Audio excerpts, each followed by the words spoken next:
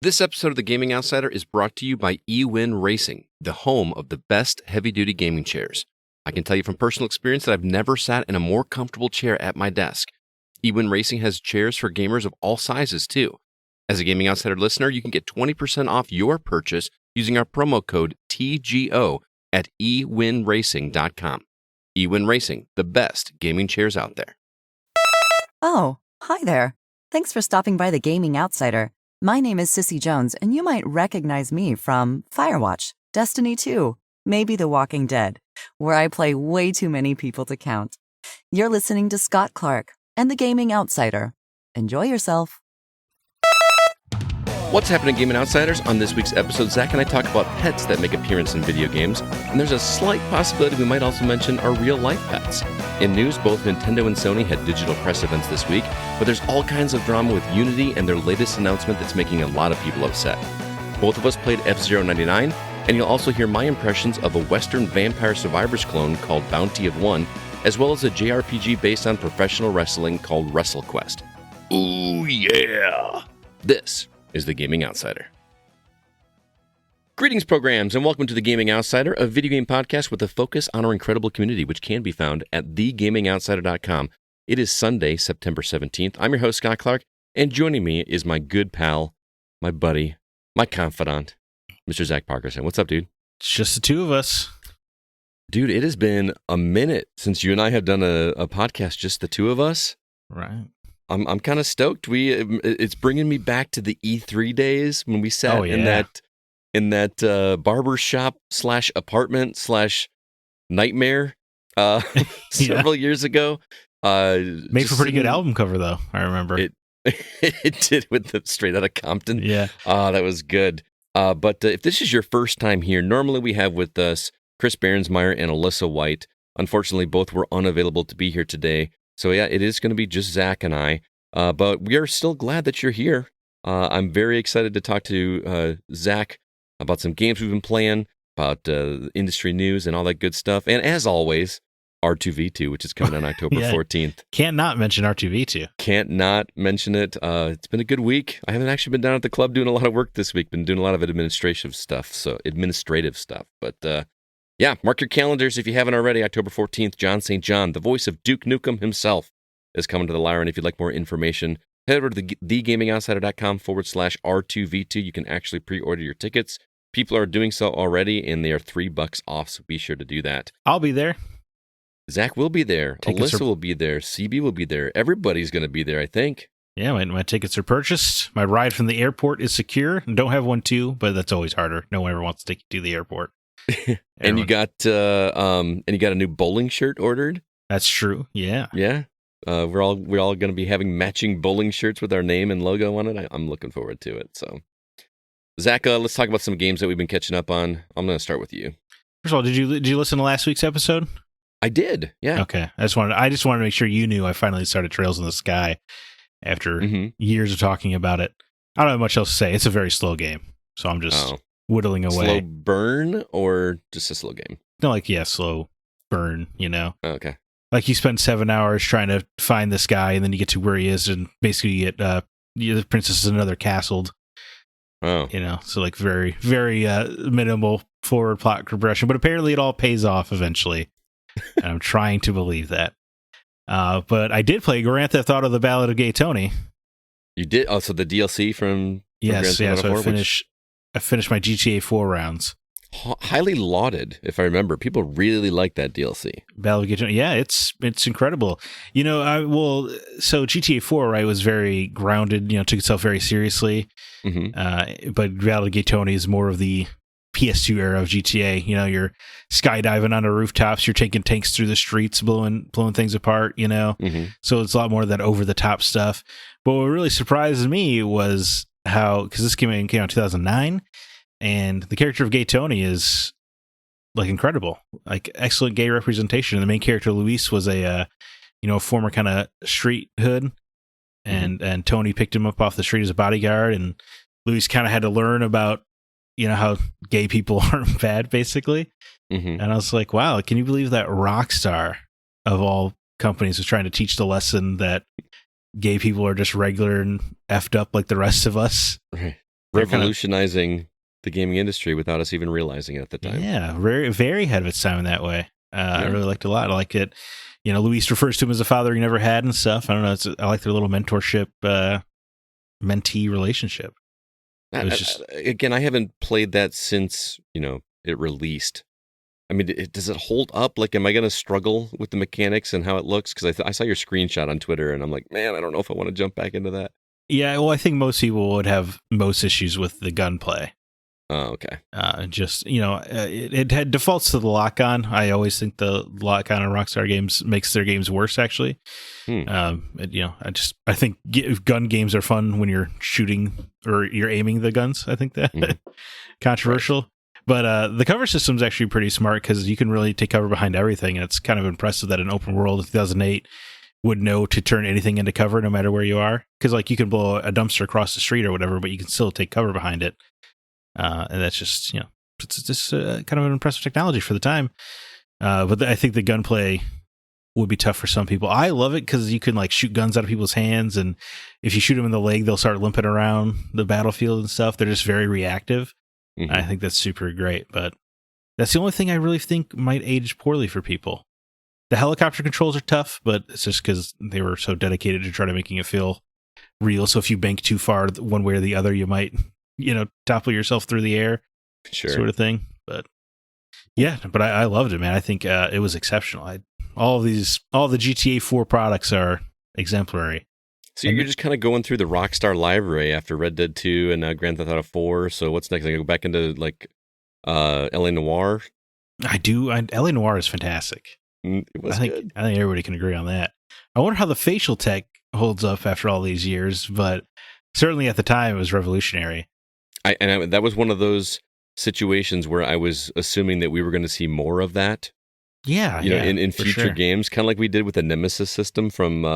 Yeah, we're like, well, certainly everyone will use this now. Yeah, and I never saw it. I mean, facial animations have come a long way since then. They're much more photorealistic. I mean, I'm not going to say exactly photorealistic, but they're much closer than they were back in the Xbox 360 era. So. Yeah, definitely. I mean, I'll certainly play some more Rockstar games. Obviously, looking at the release calendar, it is no time to play an old open world game right now. Mm-hmm. Things are about to get started. Although our talk a few weeks ago, when we were talking about plot twists, did make me replay Spec Ops: The Line. Oh, that's a great game. We did. Were you on the Patreon spoiler cast for that one, or I don't know. The GameCube. It's Spec Ops: The Line. Yeah, we did a Patreon episode where we kind of we replayed it. I think it was like a break the seal because somebody hadn't played it before. Oh, I don't. I very well could have been. I have no idea. We do a lot of shows, man. I know.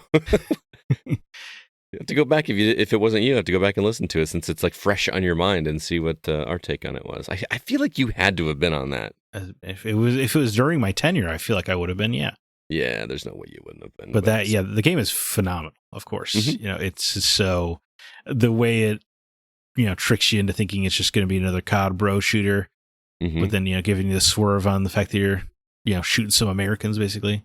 Yep. It's just great. And the way the character's mental state devolves over the course of the game, and that even changes from, take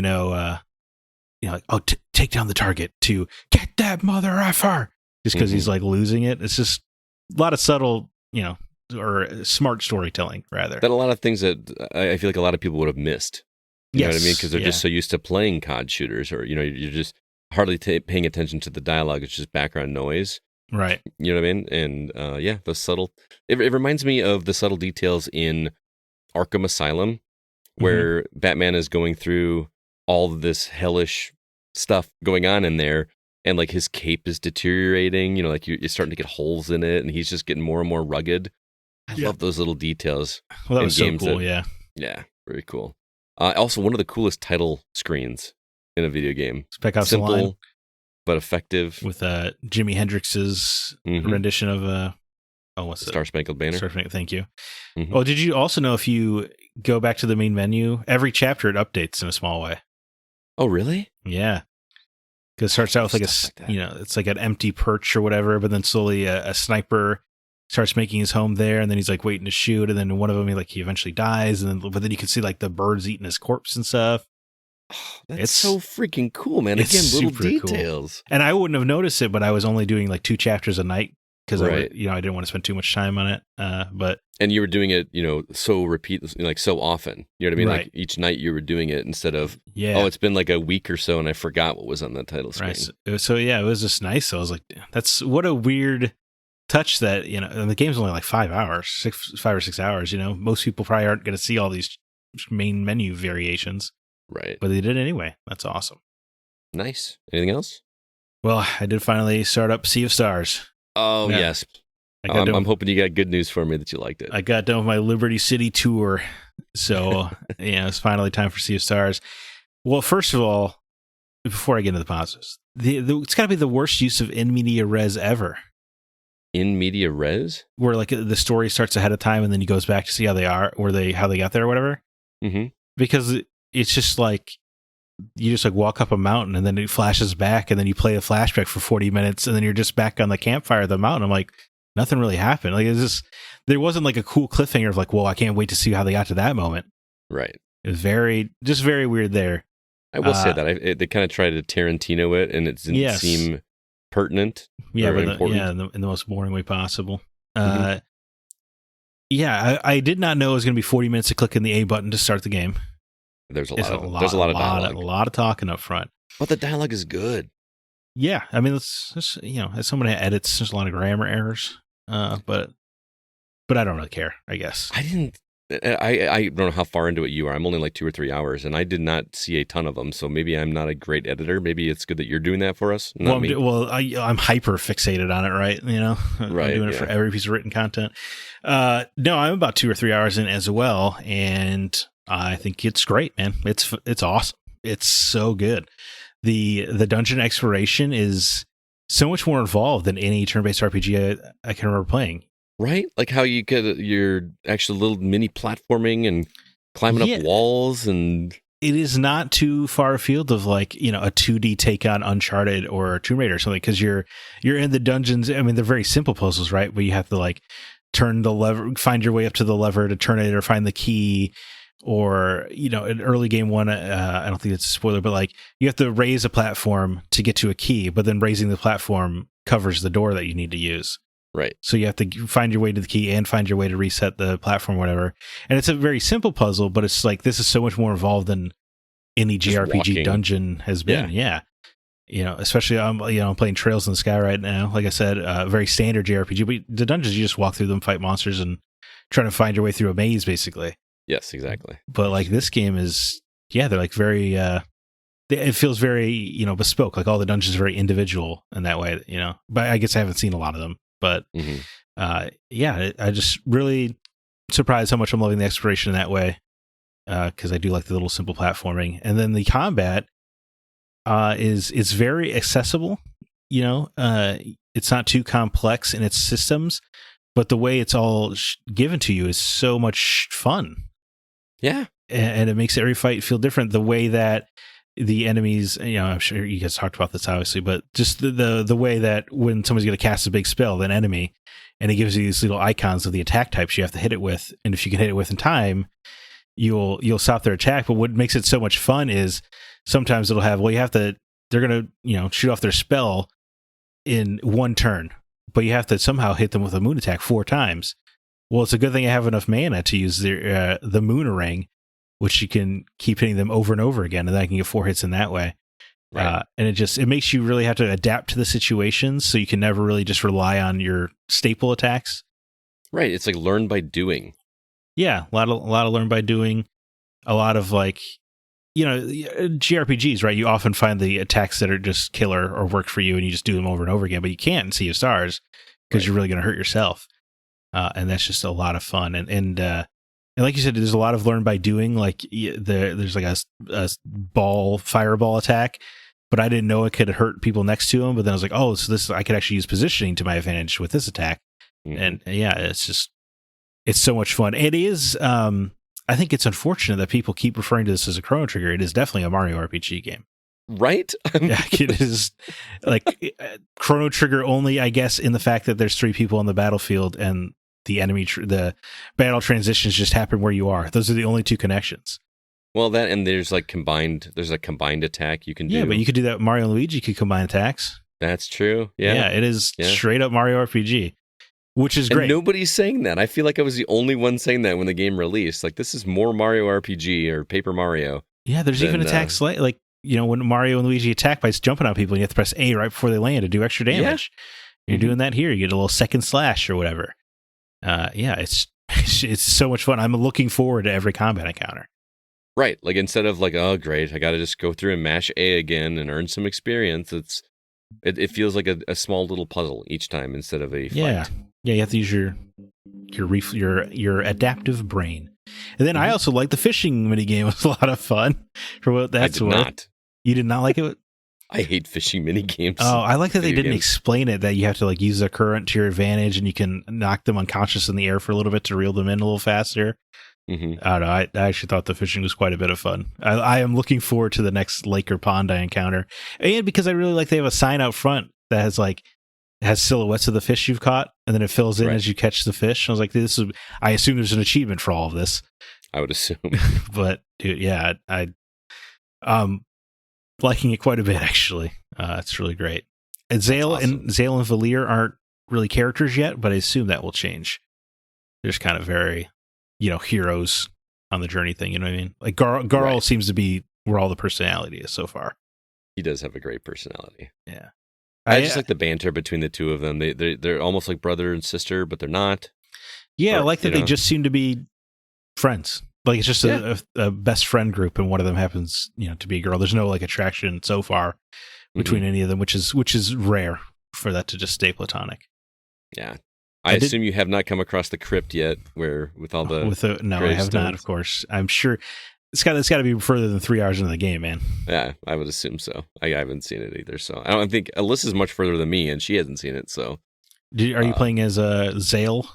Yes, I am as well. Which I usually play as girls, but you can switch back and forth anytime you want to. I know, but he looks so cool.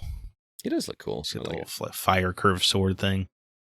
Glad you're digging it, man. I just want to.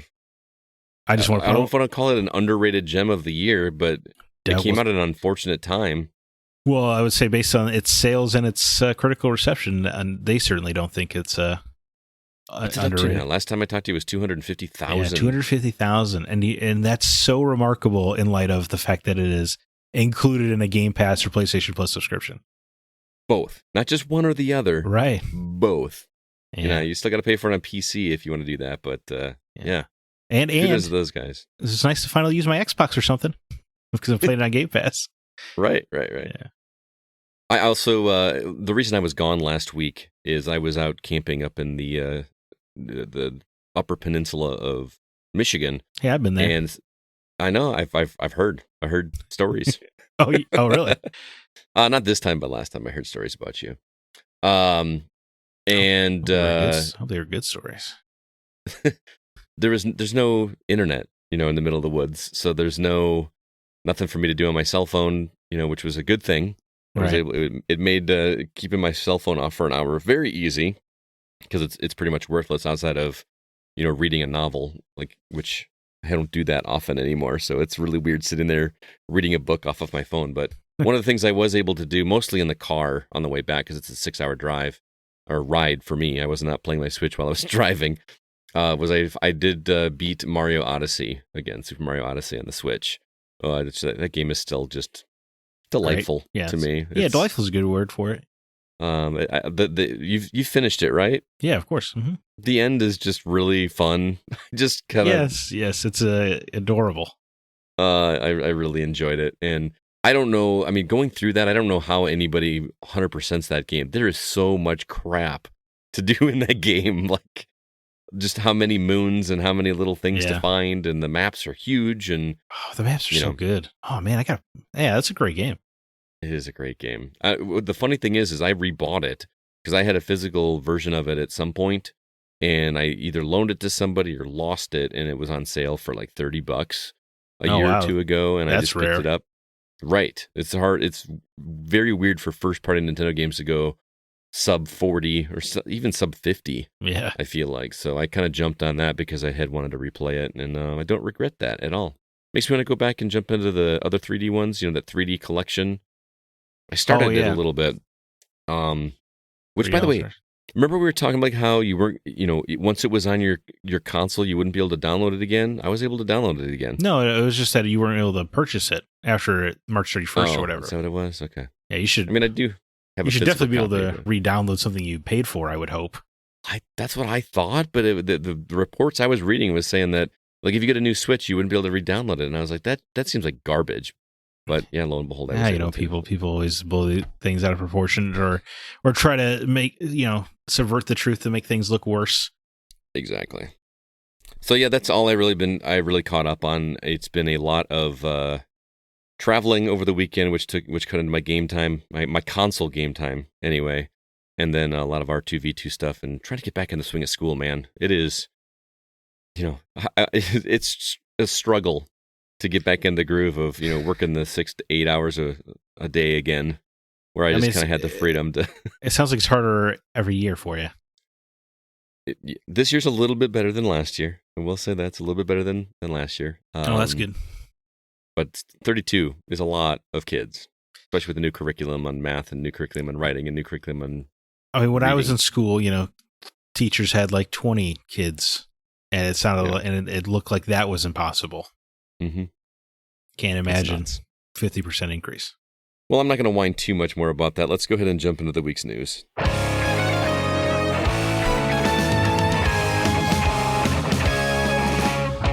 I'm just going to skip right over new trailers because most of the new trailers were in two big things that happened this week, one being Nintendo's September 2023 Direct, as well as Sony's September State of Play. And that's pretty much where the good news ends for the week. Right. But Massive Monster has threatened to delist Cult of the Lamb amidst some controversy. Ascendant Studios laid off almost half its staff. And Embracer is wanting to sell Gearbox for $1.4 billion. Lots of news to talk about this week. Only two of us this week. Zach, I'm going to give you the honors and ask you which one you want to start with. Oh boy! Well, let's get some bad news out of the way. How about that? Okay, we can circle back to some stuff. We got to talk about the Unity thing. Yes. It's unbelievable. It's crazy. It's interesting you frame this through the Cult of the Lamb thing, because it's such an industry-wide problem. But it does feel like Cult of the Lamb is taking one of the biggest stances because they're threatening if it doesn't change, they're just going to delist the game instead of paying for new sales, which is good.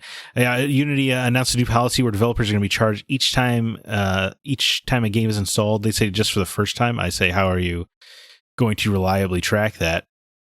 You're like tracking people's IP addresses, and if so, what if someone downloads it from a different Wi-Fi? Right, or developers online were making the point of if you really want to hurt a developer, you think gamers aren't going to find a way to like download a free-to-play game by changing their IP address every time, or or tricking the runtime thing and just costing the company hundreds of thousands of dollars. Yeah. They absolutely will figure stuff out. Yeah, in record time. Massive Monster went on Twitter to warn players to download it while they still can, as it will be delisted on January 1st if the policy is not reversed. They also said this will delay other games they have in the works through Unity, presumably because they're going to change engine, which is the hardest thing you could possibly do in game development.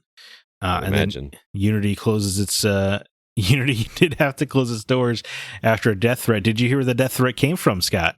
I did not. I actually didn't read the article. I just saw that headline and I was like, I'm going to throw that on there. The Unity or a Unity employee is the one who made the death threat to this. Out. Yeah. Is that person arrested? I think. I believe that. I think that's how we know that it was somebody from inside the studio. Yeah. Wow. An employee of Unity sent a death threat, like a paper letter or a tweet? I don't know I thought it was a phone call, but either way, I'm sure it's not the first death threat that John Riccatello's had in his career. In case anybody doesn't know, the guy making the decisions over at Unity is a guy who used to make the decisions over at EA. He always stands out to me because of that pay per bullet. Yeah, pay for your reloads in Battlefield. It was like $1. He's like, we could charge people for their reloads. The crazy thing is, he's right. It would have worked. If you made a Battlefield game, and it's like each multiplayer match, your first 5 reloads are free, but after that, it's going to cost you $1 each reload. People would do it. Yeah. Part of me wonders how that would change the dynamic of the game.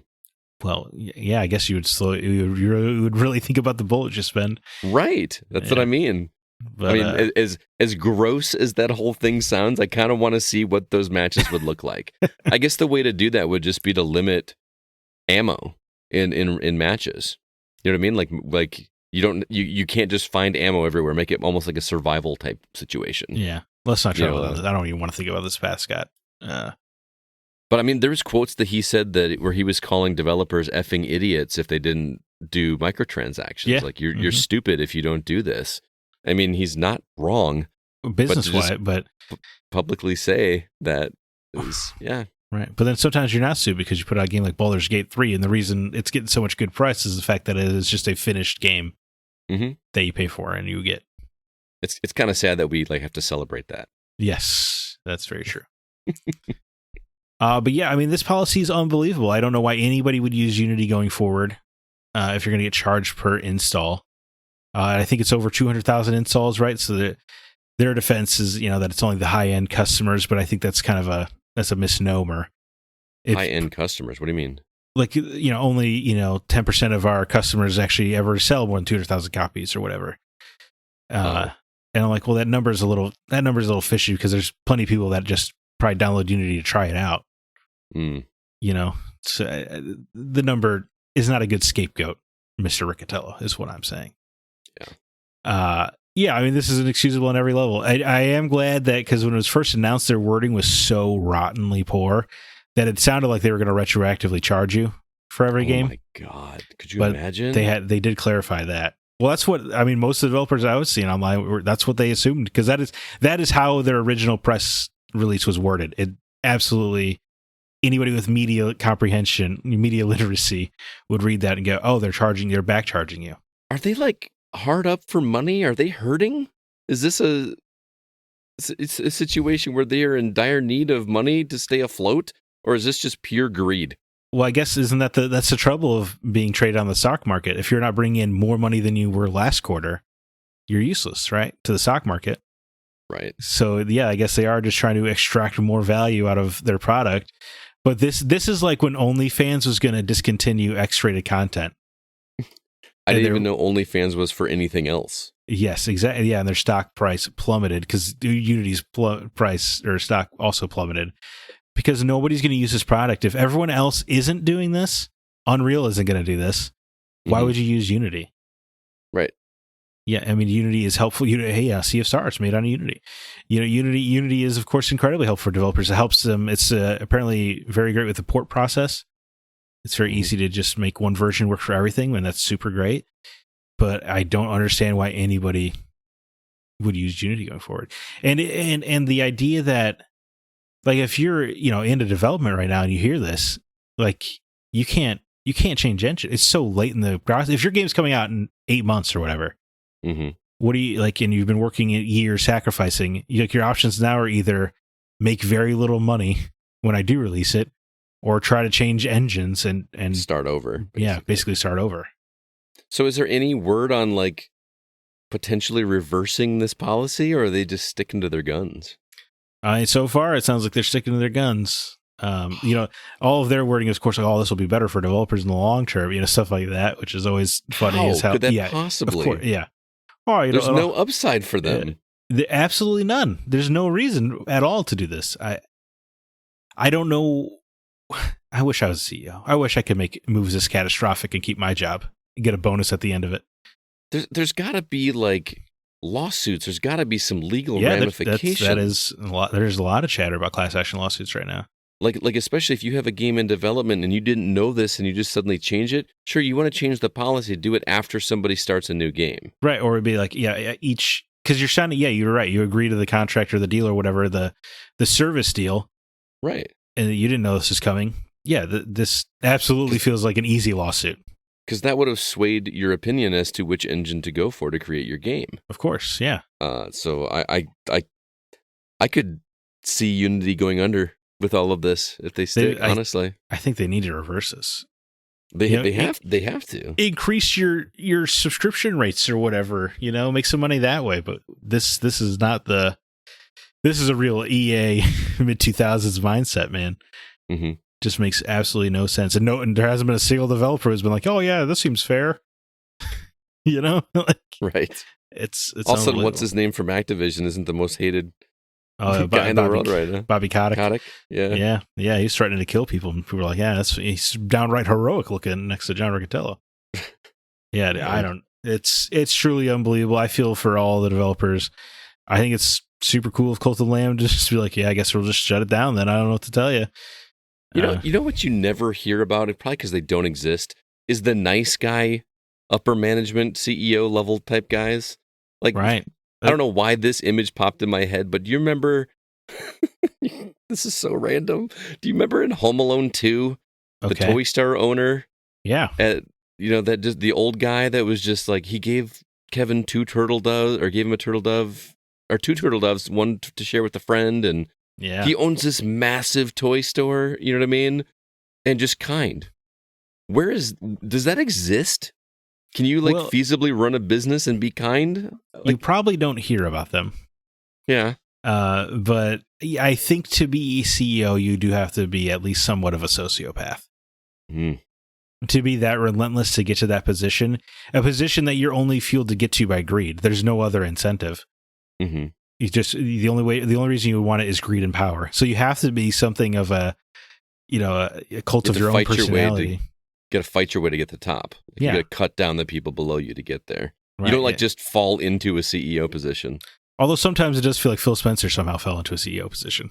It sure feels that way, doesn't it? Yeah, he's kind of a good guy. He seems like it. Maybe that's our answer. Maybe that's the old guy from Home Alone version of video game CEO. Right, he's the only one. You know what? Iwata, right? When he was CEO of Nintendo, he was great. He even took a pay cut. Right. To I remember that. Instead of doing layoffs, 50% salary. That's what a CEO should do. Because if the company is failing, that means you have failed as CEO. So doing layoffs, like the lower employees get laid off. They're not doing well, but you're still making a ton of money. That doesn't make any sense. And they usually get a bonus for having cut the budget so quickly. Right. by taking jobs away. Makes no sense. Yeah. Anyway, this is terrible top to bottom. I assume it will have to be reversed because the business is going to dry up super quick otherwise. Because even if you're a small end developer and you're just like making some kind of free to play game or whatever, just if you were a small developer and you made a free game that you just want to share with people, if it becomes a hit, now you're going to go into debt. Because if it hits over 200,000 downloads, you now owe Unity money. Well, how do you make money on a game that you're giving away for free? That's what I'm saying. If somebody just wanted to release a free game to their friends, or on a small storefront, and then it hits big somehow, like some Twitch streamers, like, oh, this kind of game, this game's great, man. This person should be charging hundreds for this, or Vampire Survivors, right? A $4.99 game. If that hit the numbers that Unity is suggesting, Vampire Survivors would be a game that you've lost money on, or at the or breaking even. That's terrible. Well, because they were giving that game away for free at first, weren't they? Oh, I think it was $2.99. I thought that was just like before it took off, it was free.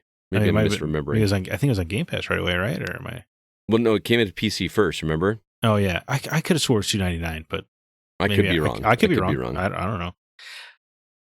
But yeah, well, that's. You want to get into some positive news? Yeah, you want to change gears? I do, because I got to talk about the Nintendo Direct because. Well, I figured the Direct and the State of Play were givens. We're not leaving this chat until we talk about those. Yeah. Do you want to start with Nintendo or do you want to start with Sony? Yeah, let's start the show with a showstopper. Let's get over the Direct, man. Dude, I did not get to watch it live, but I was getting, tweets. I was getting notification tweets from Wario 64. That's where I get a lot of my deals in whenever there's a press event or whatever. He kind of does a really good job of just going down everything. And I just could not believe what I was seeing. I legitimately could not believe all of this cool stuff. And granted, a lot of this is old games brought back to life, but that's what Nintendo does, and they do a good job at it. And I'm really tired of people crapping on them for doing it. But not for nothing. That's like what 30% of the industry is now. Old games coming back. Yeah, that's just how it is. So, Paper Mario, the Thousand Year Door remake, that did not see that coming. I didn't understand it was a remake at first. I thought it was just a port of the GameCube version. Oh, oh yeah, maybe they were going to bring GameCube games to Nintendo Switch Online. That would have been cool. But, No, I thought it was just a special case because that game is so rare and beloved. yeah, but now that it's going to be on Switch, Yeah, that'll be full blown remake. That's cool. that is a incredibly well written game too. The dialogue in that game is fantastic. I've never actually played it myself, but yeah, I've heard it's pretty incredible. Yeah, it's good. Mario vs. Donkey Kong remake coming February 16th. I love those games on the Game Boy Advance. I dabbled, and I remember really liking it, and I just never got into it, so I'm looking forward to jumping into that. F-Zero 99. Dude, this game's awesome. We're gonna. Do you want to just talk about it now, or do you want to have it in the? Because we didn't put it in the new games. It's not really it's such a weird thing. But yeah, it's just 99 people racing around Mute City. But it's just so much fun, dude. You have these little power bars, and you have to boost, but your boost is also if you boost too much, you're going to get out of the race because it's also your health bar. Right. Well, the best part is I was like, how are you going to start a race with 99 people? Because when you do a normal car racing game, you've got them staggered 1 car, 2 car, 3 car, 4 car, and all in this giant line. I'm like, how are you going to do that? And the way they did it is brilliant. You start everybody horizontally. Is that the right way to say it? Right. Yeah, I guess so. Yeah. And then the track just kind of narrows until you actually jump onto the track for Mute City or whichever Big Blue I think I raced on. I love that they're just using the original game engine. It's the original F-Zero. They haven't up-res the graphics. I mean, it's a little crisper than the Super Nintendo probably, but the music is exactly the same. Oh yeah, such good music. It plays very similarly to the original. They got the extra spin attack thing now that you can do when you're in. You can tap the R button twice to spin. Oh yeah. Mm-hmm. They've got the the little golden balls that you collect that can make you go up on a track above there to try to get ahead. You become a super racer or whatever it is. Yeah. The funny thing is I started this and I did not realize I started it as a training. Because they drop you in with 24 AI bots or whatever to race against, and I didn't know that. I was like, man, everybody sucks at F-Zero. I didn't know it was robots either. I was like, man, I'm way better at F-Zero than I thought I was. Right? I was like, this is going to be great. And then I actually got into a real match. And I was like, oh, okay. There's all those Japanese names that are not going to ever let me win one of these matches. I think the best I got was 12. I think it was. Okay. You really have to get out front early to stand a chance, but it's almost like a battle royale because they start chopping them off at the end. If you don't fall under a certain bracket, I kind of wish they would keep that going until there's 5 left or whatever, and then do 2 laps. I'm in agreement with you because there's I think Burnout or Need for Speed. One of them they used to have a racing mode that was whoever's in last place would get eliminated every lap or whatever. And that was just a great deal of fun. I think Split Second maybe had a mode like that too. But yeah, no, I'm with you. That would be cool. But even the game as it is just so much fun. Well, plus there's other modes. There's a team mode where you just get randomly placed on the blue team or the pink team, and you get points based on what place you're in, and that's just a fun way to do it. I have no idea who I'm racing with.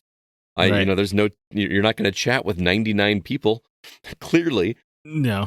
But it's just a great concept, and it's free. If you have Nintendo Switch Online, it's just there's no added cost, and super fun. In a world where PlayStation Plus is increasing its prices, Nintendo's adding value to its $20 a year service. A year. Yeah. You're pushing $20 a month. Really 12 times the cost. Yeah, it's insane. Now, granted, you could say something about the quality of the online service with Nintendo, sure. So there is that. But to me, people always do, but I've never gotten kicked from a Splatoon match or anything. Right. Yeah. I mean, I don't have a whole lot of comparison. I have it mostly to play the old games. Yeah, same. Of course. Yeah. I love having access to that, especially the Game Boy Advance games. I feel like I'm playing Game Boy Advance more than Nintendo, Super Nintendo, Genesis. What's the good thing about that Switch, huh? Do you play Game Boy Advance games? Well, I mean, I'm playing Switch games on it too. I'm just saying, I'm not playing what you would think I would have gotten Nintendo Switch Online for, which is the Nintendo's Super Nintendo. Splatoon 2 multiplayer or something. Right. Yeah, I can't get into Splatoon. I was terrible at that game. Oh, yeah, I really liked what I played. But anyway, F-Zero 99, Princess Peach officially has a title of Princess Peach Showtime coming on March 22nd. She's swapping costumes. There's going to be a certain fan art community that's going to have a lot of fun with that game. I think you said something in our chat thread about. Oh no, it was last week. Weren't you talking about like it being a new Bowsette? Oh, yeah, no, that was Elephant Peach. Yeah, Elephant yeah. Peach. I was like, oh yeah, that's gonna elicit a certain crowd. Yeah, man, Peach, she's gonna get a lot of play in about 34 communities. You know what I mean? The big one that blew me away, and I think I texted you and Alyssa right away, was the Tomb Raider 1 through 3 remastered collection coming February 14th. I know you're stoked about this because they're doing a remake right, which man, there was a podcast called Remake This Movie Right. It was great. They had some fantastic ideas for a Batman movie. I'll tell you what. Go ahead, man. What are you excited? Why are you so excited about this one? Well, I mean, I love Tomb Raider. This is the announcement of the day for me. Between either showcase, I was so stoked for this.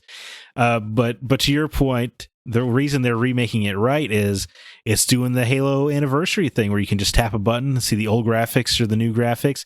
The old graphics, I will say, are touched up. Her boobies aren't quite as triangular as they were back in the day. Like Kleenex boxes underneath the... Right. So they touched it up some, and that's good. But then also what I really love is that you can either play it with the traditional controls or new controls. Because the original game was built on a grid system. And so you had kind of tanky controls, but also like if you pressed back, she would jump back one full grid. And that could help you because in order to do a long jump, you needed one grid's worth of running to make the jump and stuff. So it's a very like structured sort of platforming game. And the reason I love them is that it really feels like the 2D style of Prince of Persia games with its very meticulous gameplay and you die in an instant. It feels like these early Tomb Raider games are kind of that spirit made 3D, and that's why I fell in love with them. Because you have to press like a button to grab a ledge and stuff, something you just don't think about in any other game. But that's great, and I love that like I could play with the new graphics with the old controls if I wanted to. I think that's great. I'm hoping that the new controls will just be great, but yeah, I can already see I'm just going to be tapping that change the graphics button in every single room. But I'm so excited. Are the stories good in those games, or were they just about the action and platforming? Lara is good. The actual like she's great, and when you replay these games, you're going to see that I think most people just got her character wrong. Like in the first game, she straight up just shoots an unarmed man because he's like kind of a good person, but he's in between her and the artifact.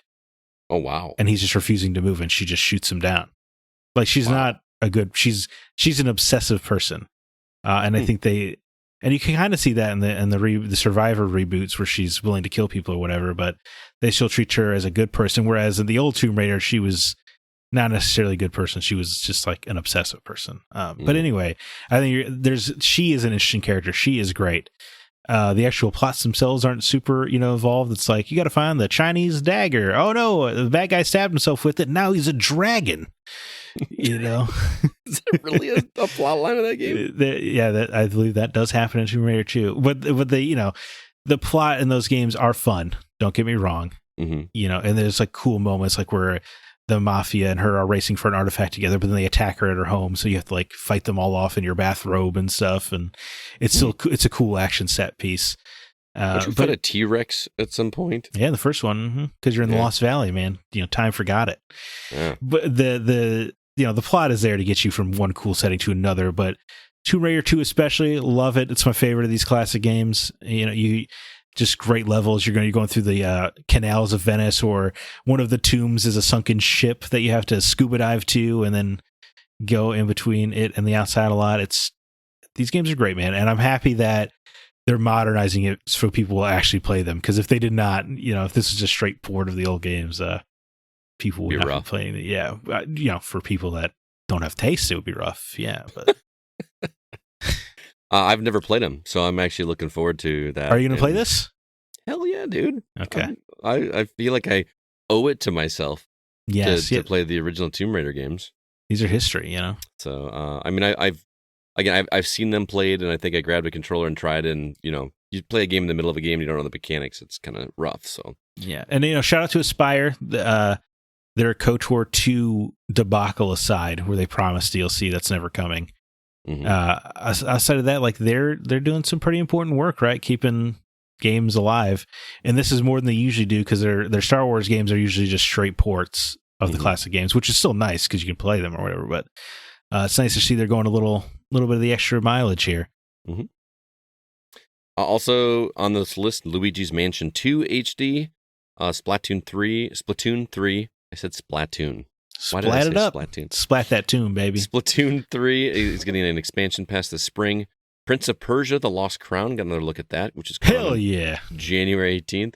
Super Mario RPG Remaster, November 17th. I am all about that. I watched that trailer for this, and there is something about the music in that game that just makes me instantly nostalgic. I was like 15, 16 years old when I played that game, and it is just... First game I remember rolling credits on, man. Oh, yeah? Great game. I am looking forward to rolling credits on that one again, because that game just never gets old to me. And to me, it's just like... I think it looks worse than the Super Nintendo game. You think so? Like graphically or artistically.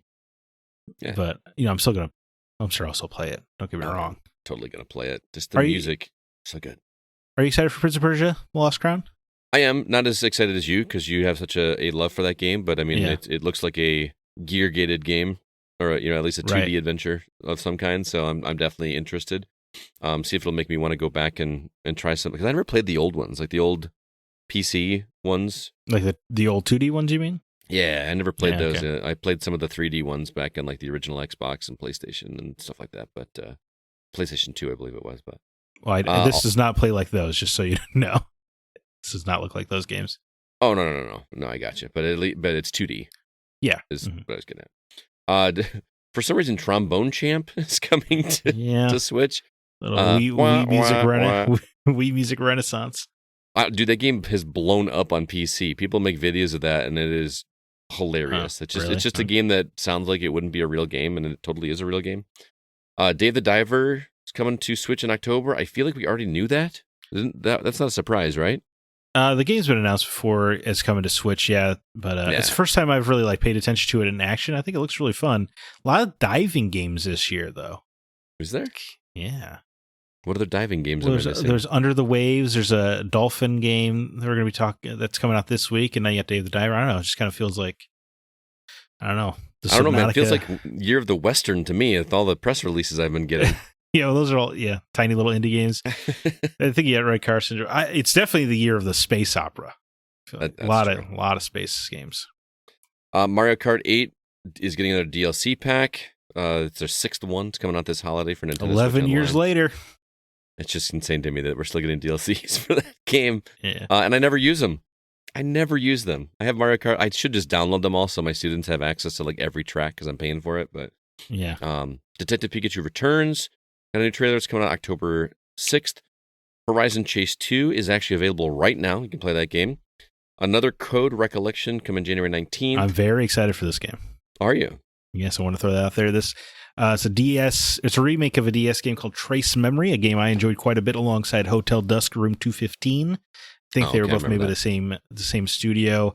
And wait, Hotel Dusk, isn't that the one where you held the DS like a book? That's right. Yeah, absolutely. And all the characters like kind of the weird hand drawn. Look to them. And if I remember correctly, the director always wanted to cross those two characters over and have them solve a mystery together. So maybe this is how we get there. And there was a Wii sequel that was only in Japan to Trace Memory that we're getting now in this collection. So I think this is super cool. I will absolutely play these at some point. I remember liking those kind of adventure investigation games on my DS. I'm curious to see how they'll work on the Switch. Nice. Saga Emerald Brown coming out sometime next year. Unicorn Overlord March 8th. And is this Ayuden? Am I pronouncing that correctly? I think so. Ayuden Chronicles 100 Heroes, April 23rd. That's a Suikoden follow-up. Okay. And WarioWare Move It coming out in November. I'm still surprised that people really like those games as much as they do. I've just never understood the appeal of like 5-second mini games. But, it's never done it for me. Yeah. And then lastly, this isn't really a game, but they showed some more details about the Nintendo Gallery Museum that's going to be built in Japan. Apparently, they're putting a giant question block on the roof of this thing that you can see from space, which is sure kind of awesome, but maybe not space. Maybe I'm exaggerating that part of it, but you can the stratosphere. Yeah. All right. Well, maybe I'll go there. I plan to go to Japan next winter, so Are you? Nice. Maybe I'll swing by the Nintendo Gallery. I am planning. I have not told you this yet. I'm planning to come to Portland next summer. Oh yeah. Yeah, I I'll see got. if I can free up my schedule for you. All right, we got to do whatever I got to do to get you to next level. Because for some reason you've been living in Portland for years now, and you still haven't been there. Well, who better to go with than you? I know, right? I mean, you're not going to see me much. I'm going to be at pinball tables all day long. Yeah, that makes sense. About 12 hours later, you're still playing pinball? It was 11 hours last time I was there. We played pinball for 11 hours straight, so I'm not exaggerating. That's crazy, dude. It was a long day. That is a lot of pinball.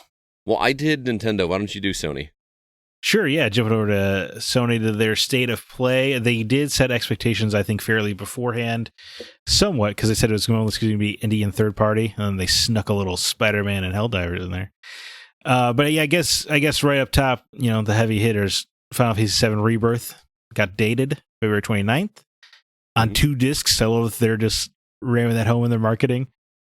It's so big, we need 2 discs, just like back in the day. On PS5, Kevin, our producer, bought the big grande expansion version or whatever, like the big 19 box version. inches of Sephiroth version. Wasn't that a marketing thing for Venom? Yeah, 19 inches. Yeah, get yourself 19 inches of Venom. They knew what they were doing. Yeah. So you can get 19 inches of Sephiroth up in you. Dude, this game looks phenomenal. What else is there to say? It looks incredible. I mean, it looks exactly what we wanted in the second portion of this game. So it's so funny that it'll be almost 4 years, right? Yeah, it was 2019, wasn't it? So I think it's 2020. No, it was 2020. Yeah, with The Last of Us. But what's funny about that is that feels like a long time to get each chapter of a remake, but actually that seems kind of fast for Square Enix. Think about how long it took to get a Kingdom Hearts 3. Here's my worry. I haven't played that game since it came out, because I think you and I both kind of tore through that game. FF7 Remake? Of the first third of the game. Like, are they gonna ease us back into the mechanics of this? Because I as much as I would love to go back and replay part 1 again, I don't think I have the time. That was like 35, 40 hours I put into that game. Right. No, because your saves don't even transfer over like your levels or anything. So I assume you're just kind of starting from a little bit of scratch here. Okay, which is weird. How are they gonna do that? They're gonna pull a Metroid and just strip you of all of your materia? I assume it'll just be like, hey, Cloud's level 25 or something, like level 30. And here's the materia we assume you probably had by then, that kind of thing. Okay. I don't think it's that big a deal. I don't know. It's fine. February's a good month, man. Little Vincent at the end of the trailer. Who dares disturb my slumber? Oh, looks good. I got theories for this, by the way. I think I know where they're going. I think they know what they're going to do.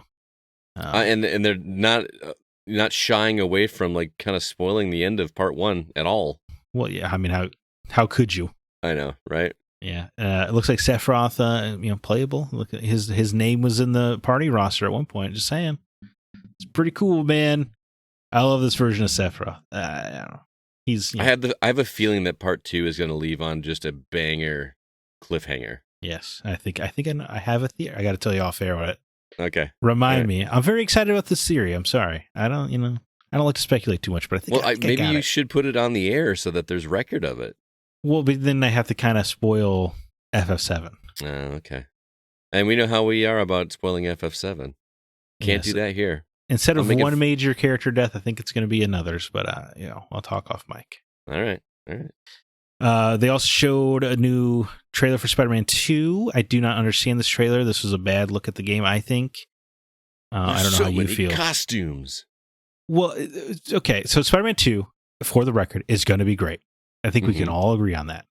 Mm-hmm. And it might be hard to feel the excitement sometimes because it's a known quantity. We know exactly what we're going to get. It's not as good as Alan Wake 2. It's the third Spider-Man game in 5 years. We know what we're going to get. But to me, it was so weird that they're like, we have to show off what the PS5 is capable of. That, with Spider-Man 2, nothing, we want to show you what we couldn't do on the PS4. So here are more map markers on the screen. What? It was so I mean, weird. Or they got to show something, and I kind of appreciate that they're not showing a ton of the story. Although a lot of it came, did you see a lot of it came out a few days later with all the previews they did? They let press outlets touch it, and then a lot of. I'm trying like hell to avoid the spoilers, but yeah, those people are just straight up showing like Kraven fighting symbiote Spidey and stuff. It's crazy. But then also, and then they're like, and you can glide through this sky super fast. I'm like, yeah, I've seen that in open world games too. And they're like, and you could switch characters on the fly. Like, great, been doing that since the PS3. Just waiting for the. It just reminded me of the Ratchet and Clank Rift Apart previews where I'm like, this can be done on other soft hardware. It's just don't gas it up that way, because then it feels like it's going to be disappointing. You're like, this is only possible on PS5. They list a bunch of things that have happened in games for years. Right. It's just goofy. But again, game's going to be great. And 58 costumes. Yeah.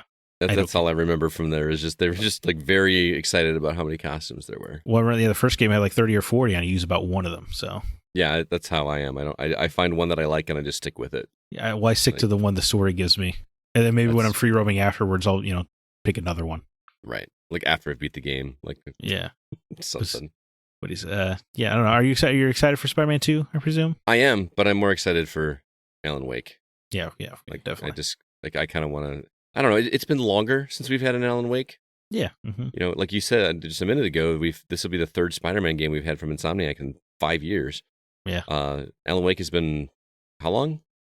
13 years. So yeah, I really wish I had time to go back, and I actually installed the remake of the original because I wanted to run through that, and I'm gonna try really hard to go back and redo that. Maybe we should do like a retrospective on that. Well, I mean, I just replayed it, so I'm fresh. It's a great game. Spoiler cast. Sure. That'd be fun. All right, go ahead. Oh, yeah. Resident Evil 4 Separate Ways DLC is coming September 21st, along with a Mercenaries free update. The Separate Ways Ada Wong campaign will be $10. The Wesker and Ada for Mercenaries will be free to everybody. Now, wait a minute. Wasn't the Ada Wong stuff like included in the original game, or was that...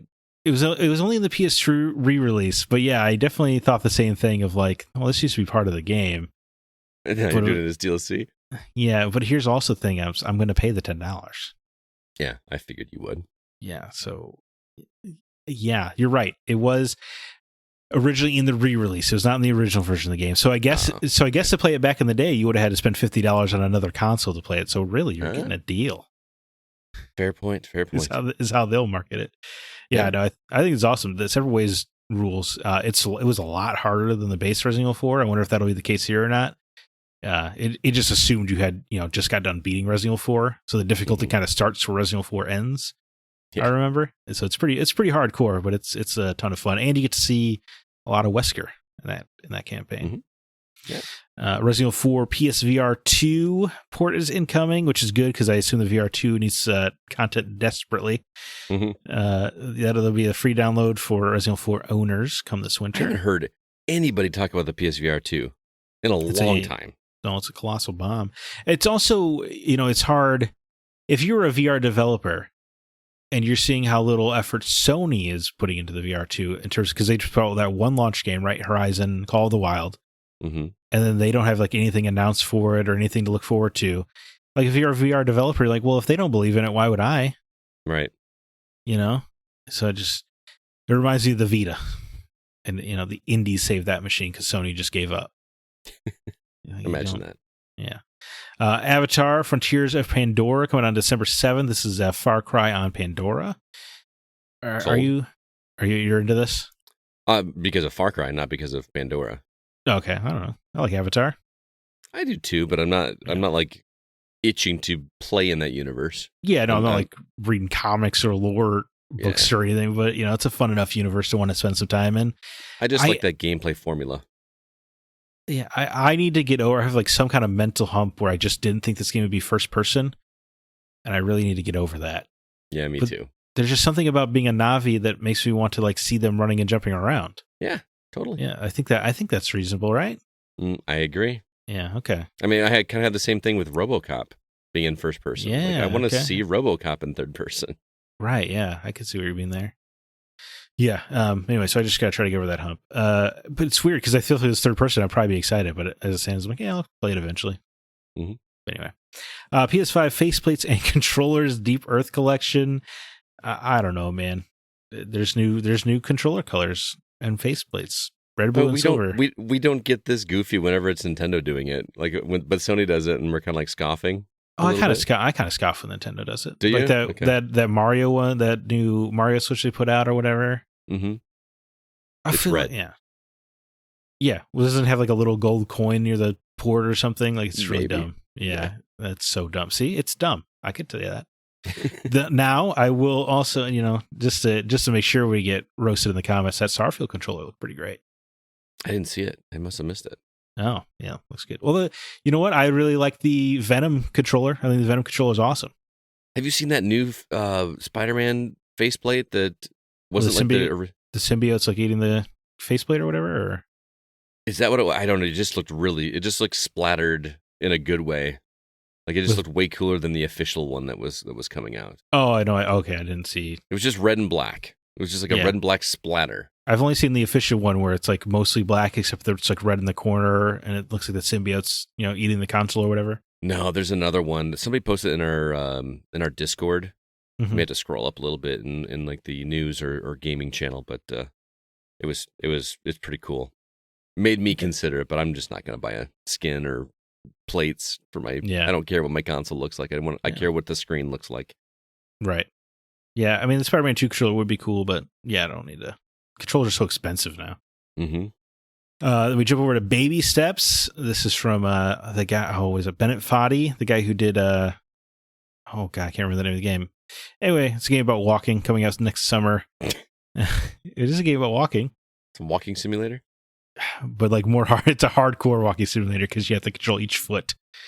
I remember that. What was that game? That 2D game, was it QWOP or something that was on PC back in the day, where you had like 4 letters that would like control each of the limbs.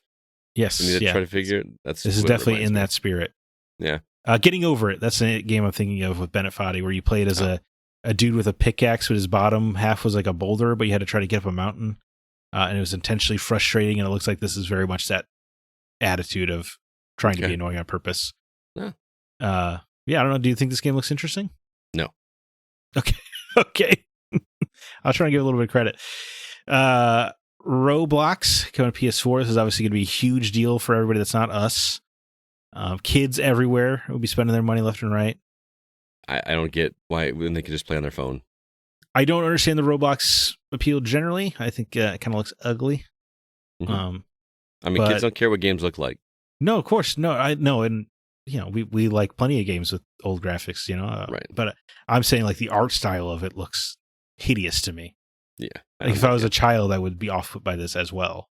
Just like it feels like it's for toddlers instead of for their age. You know what I mean? For like my 4th graders. Yeah, it looks like a knockoff Lego product. Mm-hmm. Yeah. So it's just kind of off-putting. It is important to note that the PS4 version will not have creation controls. Those will still just be on PC. Okay.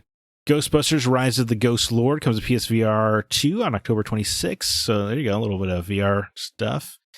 The Helldivers 2. Scott, I don't know if you played the first Helldivers, but Helldivers 2 is coming out February 8th. Instead of an isometric shooter, it is a third-person shooter. I think this looks awesome. Okay. Can't wait. I was a little bit surprised that it's going to cost money. The last one was free to play. No, it wasn't. No, it was not. It was like a $20 download game. I just was surprised because I thought this was going to be one of their free to play live service initiative games that they were pushing. Wasn't Helldivers on Game Pass? No, it's a first part. It's owned by Sony. Oh, I'm mixing it up with another one that we played on. It was a multiplayer game we kept talking about playing together on Xbox Game Pass. Like all 4 of us were going to play, and I can never remember the name of it. We thought it would look like a Gears of War situation with magic. You have a very confused look on your face, like I'm talking crazy talk. So there's no magic here. Did you watch the State of Play? Do you know what I'm talking about here with Helldivers? No, I skimmed it and put this together. This is a very Starship Troopers kind of attitude space shooter. Okay. You're dropping into planets like orbital drop shot troopers from Halo. But it's the game, at least the original, was very hardcore. Friendly fire is on, and it's part of the gameplay. You're definitely accidentally killing your crew, or you would set up turrets, but they're auto turrets, right? But they might target when they could hurt you or your teammates. So you had to. What made it fun was that it was co-op where you actually had to communicate. That's what I loved about Helldivers. You were not going to beat the boss if you didn't have a strategy going. And there was a lot of that in this trailer where they're like, one of the characters are focused on the minions of the giant bug while another one was shooting at them, trying to get through their shell and stuff. It looks like a lot of fun. I look forward to it. For me, I'm trying to be looser on price because I know stuff is worth what people pay for it. But, if this game's like a $70 game, I don't think I'll pay it for it. But gotcha. It does look like a lot of fun. Foam Stars is getting an open beta September 29th to October 1st. This is, speaking of Splatoon, a complete Splatoon knockoff, but with soap. So if that's your kink, this is your game. Soap is your kink. Tales of Arise is getting expansion 2 years later. That's nuts. On November 9th. That's so weird. Why wouldn't you just... Probably could. It's like it reminds me of Cyberpunk Phantom Liberty, where I'm like, this could probably just be its own thing. Yeah.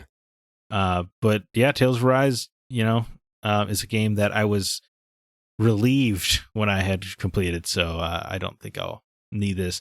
The trailer actually looked kind of fun, and then I was like, you know what? I can't remember any of the characters' names, so maybe I don't care about this. You were stoked about it when it first came out. I remember. Yeah, no, it looked great, and it was a lot of fun for their opening hours. But like most JRPGs. It goes on for about 25 hours too long. Yeah. And the difficulty with Japanese writing, I assume it must be a cultural thing. And, my dumb American brain doesn't understand. But it sure does sound like everybody's saying the same thing over and over again. Mm-hmm. We got to get to the Citadel. Oh, you mean the Citadel? Yeah, we got to get there. Oh, no, that's not the Citadel. Chaos. Okay. Yes. Chaos. At least that was dumb and fun. But yeah, that was the state of play, man. I assume you're most stoked for FF7 Rebirth. Out of that, yeah. I mean, that was...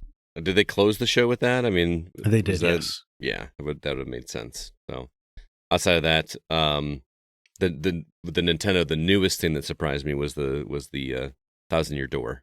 I will definitely be replaying that game. Oh, yeah, I think we can all agree the best announcement was Tomb Raider 1 through 3 remastered. I think that was the biggest surprise. Yeah, like of all the things that I never would have expected to happen. I saw that and I just about my mouth flew open, legitimately. So I'm very excited. Embracer out there trying to make some money. They need it. They need it fast. I hear you. All right, we'll go ahead and move on. Remind everybody about Patreon. If you'd like to help support the Gaming Outsider, head over to patreon.com/thegocast. We would love your support, and we would love to give back to you with some bonus episodes. You can check that out at patreon.com/thegocast. But we're going to go ahead now and jump into the new games that we've been playing.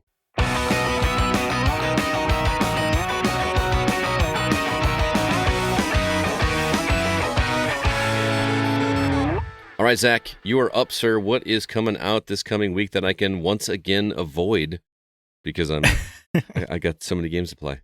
Well, starting at the top, the other Avatar franchise, The Last Airbender: Quest for Balance, comes to PS5, PS4, Xbox Series consoles, Xbox One, Switch, and PC September 22nd. This is a co-op action-adventure game. I assume to 2000s kids, this must be like the Ninja Turtles to 80s kids or something. Must be. Because this franchise does not go away. Neither does Naruto with my students. Yeah. My kids last year were obsessed with Naruto. Yeah, I think that One Piece, Dragon Ball Z, I think those are like ever present. Mm-hmm. For whatever reason. Harvest Moon: The Winds of Anthos, with the farming sim game coming to PS5, PS4, Xbox Series consoles, Xbox One, Switch, and PC September 26th. I don't know, man. That game doesn't feel like Harvest Moon anymore. So you did watch the trailer. Yeah, it kind of looks like an open world adventure game, right? Where's the neat little rows of turnips? And those were still there, but yeah, they weren't the focus. You're like riding horses around, dating girls, and you're like collecting animals. It looked like, right? Yeah. Ty the Tasmanian Tiger 4: A Bush Rescue Returns comes to Switch September 26th. That is a 2D reimagining of Ty the Tasmanian Tiger. Speaking of Cyberpunk 2077 to Phantom Liberty, starring Idris Elba, comes to PS5, Xbox Series consoles, and PC September 26th. I hope you all feel shame if you bought it on PS4 or Xbox One. El Paso Elsewhere. This game looks great. Coming to Xbox Series consoles, Xbox One and PC September 26th. This looks like Max Payne, but you're shooting werewolves. Yeah. I'm in. Minico's Night Market comes to Switch and PC September 26th.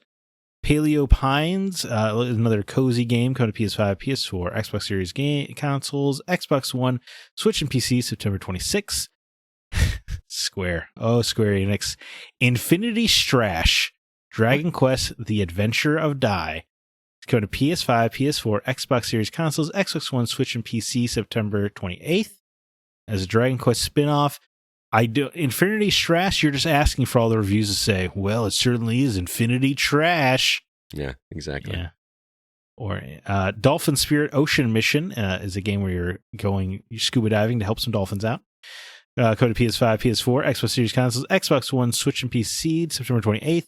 After Dream 2D narrative adventure comes to PS5, Xbox Series consoles, and PC September 28th. And then Gothic Classic, not the Gothic remake, coming out shortly. This is a port of the original Gothic coming to Switch September 28th. Scott, are any of these games sticking out to you? Nope. I mean, El Paso Elsewhere, but mostly because you're excited about it. So whenever you get excited about games, I instantly want to go check it out. Okay. But I'm probably in reality, I'm not going to play anything new. Yeah, I will absolutely check out El Paso Elsewhere. It does kind of look like Discount Max Payne. But I'll take any kind of third-person shoot dodging slow motion game. Weirdly rare these days. Mm-hmm. They should be everywhere, but they're not. Again, so I want to play Wet. Remember that game? Yes, the game was great. Eliza Dushku. Mm-hmm. Yeah, they had like fake Grindhouse commercials in between levels and stuff. Yeah, the game was pretty darn cool. Yeah, El Paso Elsewhere. I'm in on that one for sure. Mm-hmm. But in terms of games I'm intrigued in that I can't play though, Bounty of One. You're playing this on Steam Deck. The trailer's right. It just looks like Vampire Survivors, but in the West. Why are you laughing? I felt almost guilty playing this one because I think I sent you the trailer and said, "Dude, they made a Western version of Vampire Survivors, and I know you like Vampire Survivors, and you love Westerns, so I'm like, this is going to be a great game for Zach to play, but it's only on Steam now." This is a game I've been fantasizing about for a while now. Like I'm like, yeah, because I'm playing Vampire Survivors, like, man, it'd be kind of cool if there's like shooting, outlaws though. And here it is. It is. Somebody answered my prayers. PC only. The most Western it gets, I will say, is just in like the character selection screen. Oh, like really? each of the characters just have these almost like wanted poster looking death stare face, images of themselves that are actually really cool. And the music has a little bit of a twang to it.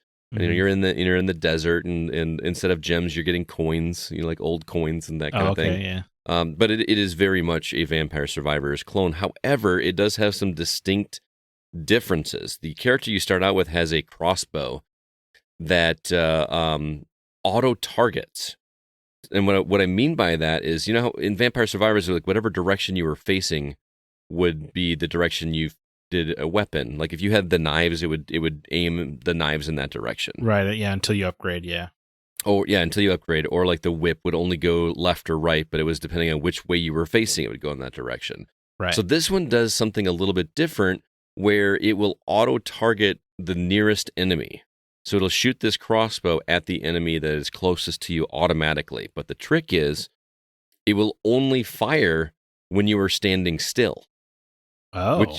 Which is crazy to get used to after playing Vampire Survivors for as long as I have. Because I'm so funny used how it changed that small. Like my brain goes, "Whoa, how are you gonna do that?" Right. Pull that out. Yeah. Now, what makes it great is once you're doing upgrades. The upgrades at the beginning are very simple, like increase the speed of your shots, increase the damage of your shots. Mm-hmm. Every once in a while, one of them they're color coded, kind of like Diablo or games like that, where normal ones are white, and then there's blue ones that are a little bit more rare, and then there's yellow ones that are ultra rare. You know what I mean, or something like that. So instead of it being, increase the rate at which you fire, increase a lot or increase more and then the last one is increase a lot. So like you have these choices to pick which one you want to go through, and clearly it makes more sense for you to pick the one that's going to increase that stat by a higher margin than another one. But you also really want that one that you've been increasing the whole time just to get better and better. So there's kind of that push and pull. Oh, okay. But yeah, my advice, if anybody plays this game, which I do recommend, it's really fun if you like this type of game, is invest early into the speed of your shots. It just seems like such a no-brainer to me, because in the early stages especially, you can just stand still and it just kind of auto-fires, and you just have to like pick your battle as to when you're gonna, when it's time to move. Because again, when you move, you're not firing up until you get like the upgrades. Like it's got the things that circle you. It's got like the random electricity that goes on the map, just like Vampire Survivors. And then it'll have what they call in this game deputies, which are like just a bigger boss with a health bar. And okay. But you have to figure out different ways to navigate them. Like there's one that just straight up comes right at you. Like you have no choice but to run away from the entire mob and focus just on that guy until he's gone. You know what I mean? And like kind of stop every 2 seconds to get a couple shots off and then keep kiting him away from you. But then, once you get those deputies, they give you a treasure chest, which gets you another upgrade. And those are more frequent than they were in Vampire Survivors. You know how like you find a bigger one and they would drop a chest, but they took forever to bring down, especially early on. These are not quite as bad. I don't know. I found that this game was much just like any type of game like this. The first couple rounds are just awful because you're trying to figure out how the game works, right? Right. Yeah. Especially getting used to like standing still to fire. That takes a minute to get used to. But by my third round, I completed a run, which was only 3 levels. Like you get through 3 levels, reach a boss, beat the boss. The bosses have pretty simple patterns. Is this a early access game or is this all the way out? To my knowledge, it's all the way out. I think it started in early access, and I think I did not get it until it was fully out. But I could be wrong. I may have to double check on that. But this seems like a game that is designed not so much on, all right, I need to get to the end and then see what the next end is, and the next end and the next end, like Vampire Survivors or even like a Binding of Isaac. This one is play through multiple times and see how much better you can get your upgrades to be. Because as you go through, there are no permanent upgrades when you start, like where I'm used to. Like in Vampire Survivors, at the end you can cash in your gold and buy all this stuff. You don't even unlock the shop to do that until you've gotten your bounty level up to like level 2 or 3, something like that, which takes a little bit of time at the beginning. Then you actually can start doing those permanent stats. But it just makes the runs easier. But you're already doing it. You know what I mean? I was able to complete runs pretty easily by my 3rd or 4th run, and I'm doing runs, and it's kind of cool having that sense of satisfaction often early on instead of just going until I die, like I did in Vampire Survivors. Eventually you get so powerful in Vampire Survivors that you do see the end, but I'm seeing the end more frequently. There's only 3 bosses I've come across so far, and they're kind of repetitive. But I am enjoying it. Then I'm unlocking other characters. One character has a shotgun. One character has like these ninja stars. Does anybody have a 6-shooter? I have not seen a 6-shooter yet. Oh boy, that's but there crazy. is a whole bunch of characters that I have yet to unlock. There's a whole wheel of them that I haven't really figured out how to get through. There's a whole extra mode I haven't even unlocked until I reach bounty level 4, or excuse me, bounty level 5, and I'm only bounty level 4. And so I don't even know what that is yet. So it could just start getting a lot harder. But it sounds like it does have that Vampire Survivors hook of constantly unlocking new things. Yes, and that's what makes the game really interesting and stand out to me is the new and interesting things you unlocked. I feel like we're always, by introducing new characters that had new starting abilities that you could then use with other characters later if you wanted to. In this one, well, first off, the upgrades I say you purchase with gold, but you're not purchasing them with gold that you find on the ground. You're purchasing them with gold that you acquire by getting achievements, which is different. Yeah. So like, you walk 2,000 meters in a single run, you get this many gold. you compete, you defeat this boss with this character, you get this many gold. So it is encouraging you to try to experiment outside of your favorite characters and outside of just the normal way you play. And that's how you unlock these things and progress. So the game is really all about progression, which for a checklist guy like me is great because I'm always having some achievement that I can try to get on the next run. And I like it, man. And It's like a clever system, like you said, to make sure you're doing different things. Right. And not only that, but I just like that the what sounds like a minor touch of stopping to fire, but it completely changes the game. This is one of the better takes of the copycat formula I've seen of Vampire Survivors in a while. This one really is great, stands out, and it's very, very addicting, and I wish I were playing it right now. So Bounty of One, if you like that formula and you have access to a PC or a Steam Deck, it works great on Steam Deck. Why wouldn't it? You just move around with the stick. So, yeah. I hope this one comes to console though as well, because I think you would really dig this one. So yeah. It seems like a good Switch fit. We gotta find a name for this genre. Yeah, we can't just keep calling them Vampire Survivor clones. Right, it's like when people used to call first-person shooters Doom clones. Yeah, right. Yeah.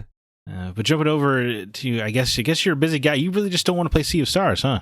Apparently, I just these games just keep falling in my lap. So what can I say? But you made your way over to WrestleQuest, also on the Steam Deck. Yeah. You don't strike me as a pro wrestling fan, not per at all. se. So this is a perfect game for you. I was provided a copy, not by a PR company or anything, but they were giving away copies of all places on Verizon. Like Verizon was like, here, have a Steam code for WrestleQuest.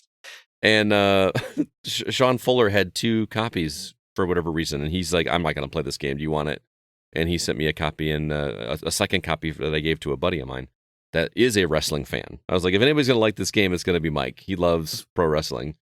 So I sent him a copy. He has not played it yet, but I had to check it out just to see what it was all about. And it is exactly what it's advertised as. It's like a turn-based RPG, but with wrestlers, right? Correct. Sprite-based, turn-based RPG. But if you like wrestling, I feel like you're going to understand a lot of these nods more than I do. I know enough about wrestling to understand a few of the references. Like, I mean, Macho Man Randy Savage is like idolized in this game. Yeah, is he your mentor? Is that right?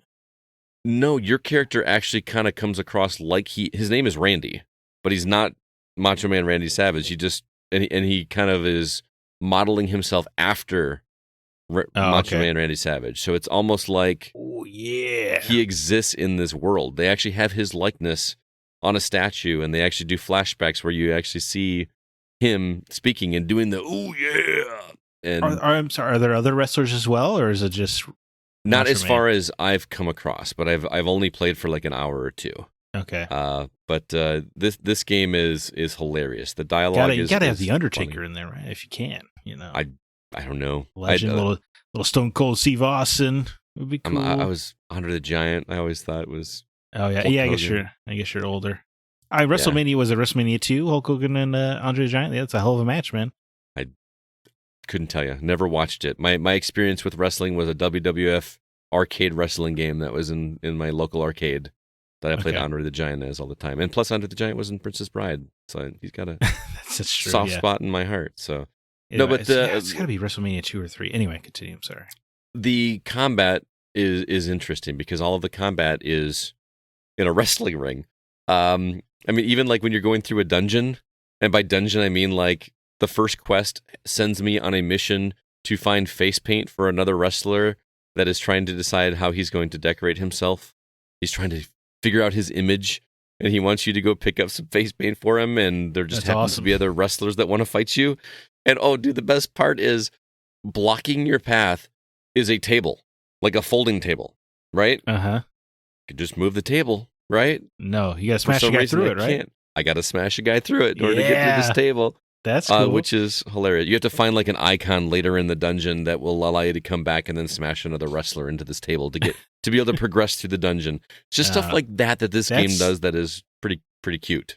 I was gonna say cute. Yeah, it's very cute. Yeah, I like that. Then when you actually get to the combat, it's pretty simple to start out with. You've got your attack, you've got your what is basically your magic, but it's wrestling moves that cost mana. Sure. And you can gain back some of it by taunting. There's a taunt mechanic, which okay, no, I'm sorry, it does not get your mana back. I'm thinking Sea of Stars. What the taunt does is there's a bar at the bottom that is like the crowd meter, and it either it starts in the middle, and you want it to be going more your way and not more your opponent's way. And if you taunt your opponent, he does each of the wrestlers have their own taunt, and the animation is actually pretty funny. They're pretty cool. It makes the meter go more in your favor, which helps you to get more damage and all that. But it also leaves you open to attack. Like it lowers your defense if you taunt. So there's that. It's just silly. And then it's all about the presentation.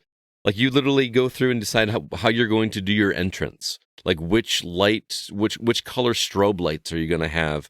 Is there going to be smoke or is there going to be confetti when you walk in? Oh, dude, that's cool. Which music track are you going to be playing? And just all these combinations. And as far as I can tell, it means absolutely nothing. It's just purely cosmetic. Well, if you're a wrestling fan, it means everything, right? No, I mean in terms of the gameplay, it doesn't mean anything. I know what you mean, yeah.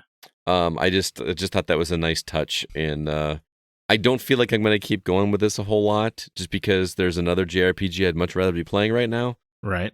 But I appreciate what they've done, and I feel like wrestling fans will appreciate it, but I can't tell if they're going to like it or if it's going to be like they're being made fun of. I genuinely don't know. Oh, I bet it's a love letter. Because there's this running joke in the first part of the game where people are like, well, it's fake, right? And the main character, Randy, is like, what are you talking about? It's clearly not fake. Like, he genuinely does not think it's fake. Well, maybe there's commentary on the fact that everyone's like, why do you care about wrestling? It's fake. It's like, well, people were really getting smashed in the head with a steel chair, though. Like, you can't fake that. Right. And you know what? TV shows and movies are fake, too, and we still watch the hell out of those. So. The only part that's fake is the script, like, people are really getting hit in the head. Mm-hmm. Yeah. Good time. So WrestleQuest, if you like JRPGs, it's a decent JRPG. I haven't gotten deep enough into it to really enjoy it. It's more of a novelty than I'm really enjoying the combat, and I feel like that novelty will wear off quickly. Does it have like choices? Do you have to decide to be a baby face or a heel? Not. So what they do is they allow you to pick which kind of wrestler you want to be. Like, do you want to be and I just got this part. There's the last thing I played is like, do you want to be the underdog? Do you want to be the aggressor? Do you want to be, and I'm not talking like wrestler names. I'm talking about different classes. Right. Almost. And this, affects what kind of manager you have and what kind of special ability your tag team partner is going to have. And so you I don't know what you mean by heel and baby. Are those classes of wrestlers? No, it's like babyface is a good guy and the heel is a bad guy. Oh, okay. Yeah, I don't. And if like when The Rock, he was a people's elbow, but he turned heel, it became the corporate elbow. Oh, you remember he became a bad guy? You don't remember that? You're not. I know nothing of what you're talking about. I don't know a lot about. I do not know a lot about wrestling, but I did. I used to watch it during the Attitude Era. How could you not? If you were a kid in the '90s, that was your. It's hard to ignore. I hear you. When Undertaker's throwing Mankind off the steel cage into the booth or whatever. Mm-hmm. It's pretty awesome. I just never got into it. I mean, funnily enough, when I was at a video game convention south of us a few months ago, I can't remember if I told you this, just in the back room, they had a wrestling ring, and they had a bunch of like not pro wrestlers. They had a bunch of wrestlers back there. Each of them amateur wrestlers dressed like character from Smash Brothers, and they just had like a free-for-all in this mat, and Yoshi won the whole thing, and it was like everybody was cheering, and just like I just thought it was really funny. There was a Donkey Kong, there was a Mario. You should gotten in there, man. Yeah, I'm sure that would have gone well. You jumped in there as Link, Yeah, that would have been great. Ah! Yeah. So yeah, but I kept hearing this noise. I don't know if you've ever heard what a person sounds like when they land on a wrestling mat. Oh yeah, it's a very distinctive noise. I don't know if it sounds the same on TV as it does in person. I've never seen it on TV, but you've never watched any wrestling on TV? Never. Oh man, okay. Never. But it was a very distinctive noise I kept hearing from like the other end of the arena or whatever where I was. I'm like, what is that noise? And I finally worked my way over there just because I was perusing, and then I saw this thing. I had to stop and watch it. I literally stopped and watched this thing because I was fascinated that was happening. So yeah, WrestleQuest. Wrestling does crack me up because when I was a kid, I definitely did think it was real. But then, like, you think about the storylines, and you're like, so Kane burned down his family home and burned his face permanently, but he blames his brother for abandoning him, and they're going to settle it here in the middle of this wrestling ring. Yeah. When you're a kid, you're like, oh my God, I can't believe it. Yes. To cheering crowds. Yeah. Yeah, it's amazing. Oh my God, they really buried that guy alive. What? I don't even know these are things they did. Like, I just genuinely... Oh, yeah, they had a buried alive match for you. There were no pins. You had to bury your opponent alive in order to win the match. My buddy Mike that lives in Portland near you was telling me that he went to an amateur wrestling thing, and like people were just like hardcore about it. Like this guy like would try to get people to tip him because they're trying to make money too. Sure. And he would give them a stapler and let them staple $1 to his body. Like literally staple $1 to his body. Oh, dude, that's awesome. Like for $1. And I was like, this is the wildest thing I've ever seen. Like, I don't know where. Give that man a 20 if you're going to staple him, for right? God's sake. Yes. Right. I just couldn't even imagine like how like he's got to be full of holes. I mean, like people were getting choke slammed into tacks back in the day.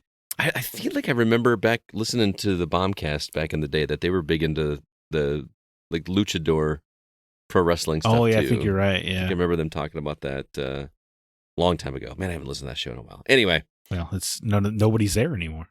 Yeah, I know, right? That's true. Well, before we move on to the topic, I want to remind everybody about social media, facebook.com/groups/the GoCast. Got a new member over there by the name of Lucas Taube, if I'm pronouncing that correctly. Over on Discord, there's a link in the show notes if you'd like to join that community. Want to say hello to new member Zingella. Welcome. I think Zingella is a fellow Sonic fan, if I remember correctly, because I remember Kevin said hi to him or her. Also, do us a favor, leave us a review on Apple Podcasts or wherever you listen to podcasts. It helps us get the word out there. And also, check out our website, thegamingoutsider.com. There you can find all of our episodes as well as all of our written content when we do it. We've got quite a few. We got, 70 reviews this year, something like that? Plugging right along. Well, Alyssa is kicking butt and taking names, but... right, that's true, yeah. Whew. Those 4-hour games really help out, you know what I'm saying? Oh, yeah. Dang, shots fired, bro. I'm not... She does great work. She really does. But we're now going to go ahead and jump into our From the Outside In topic.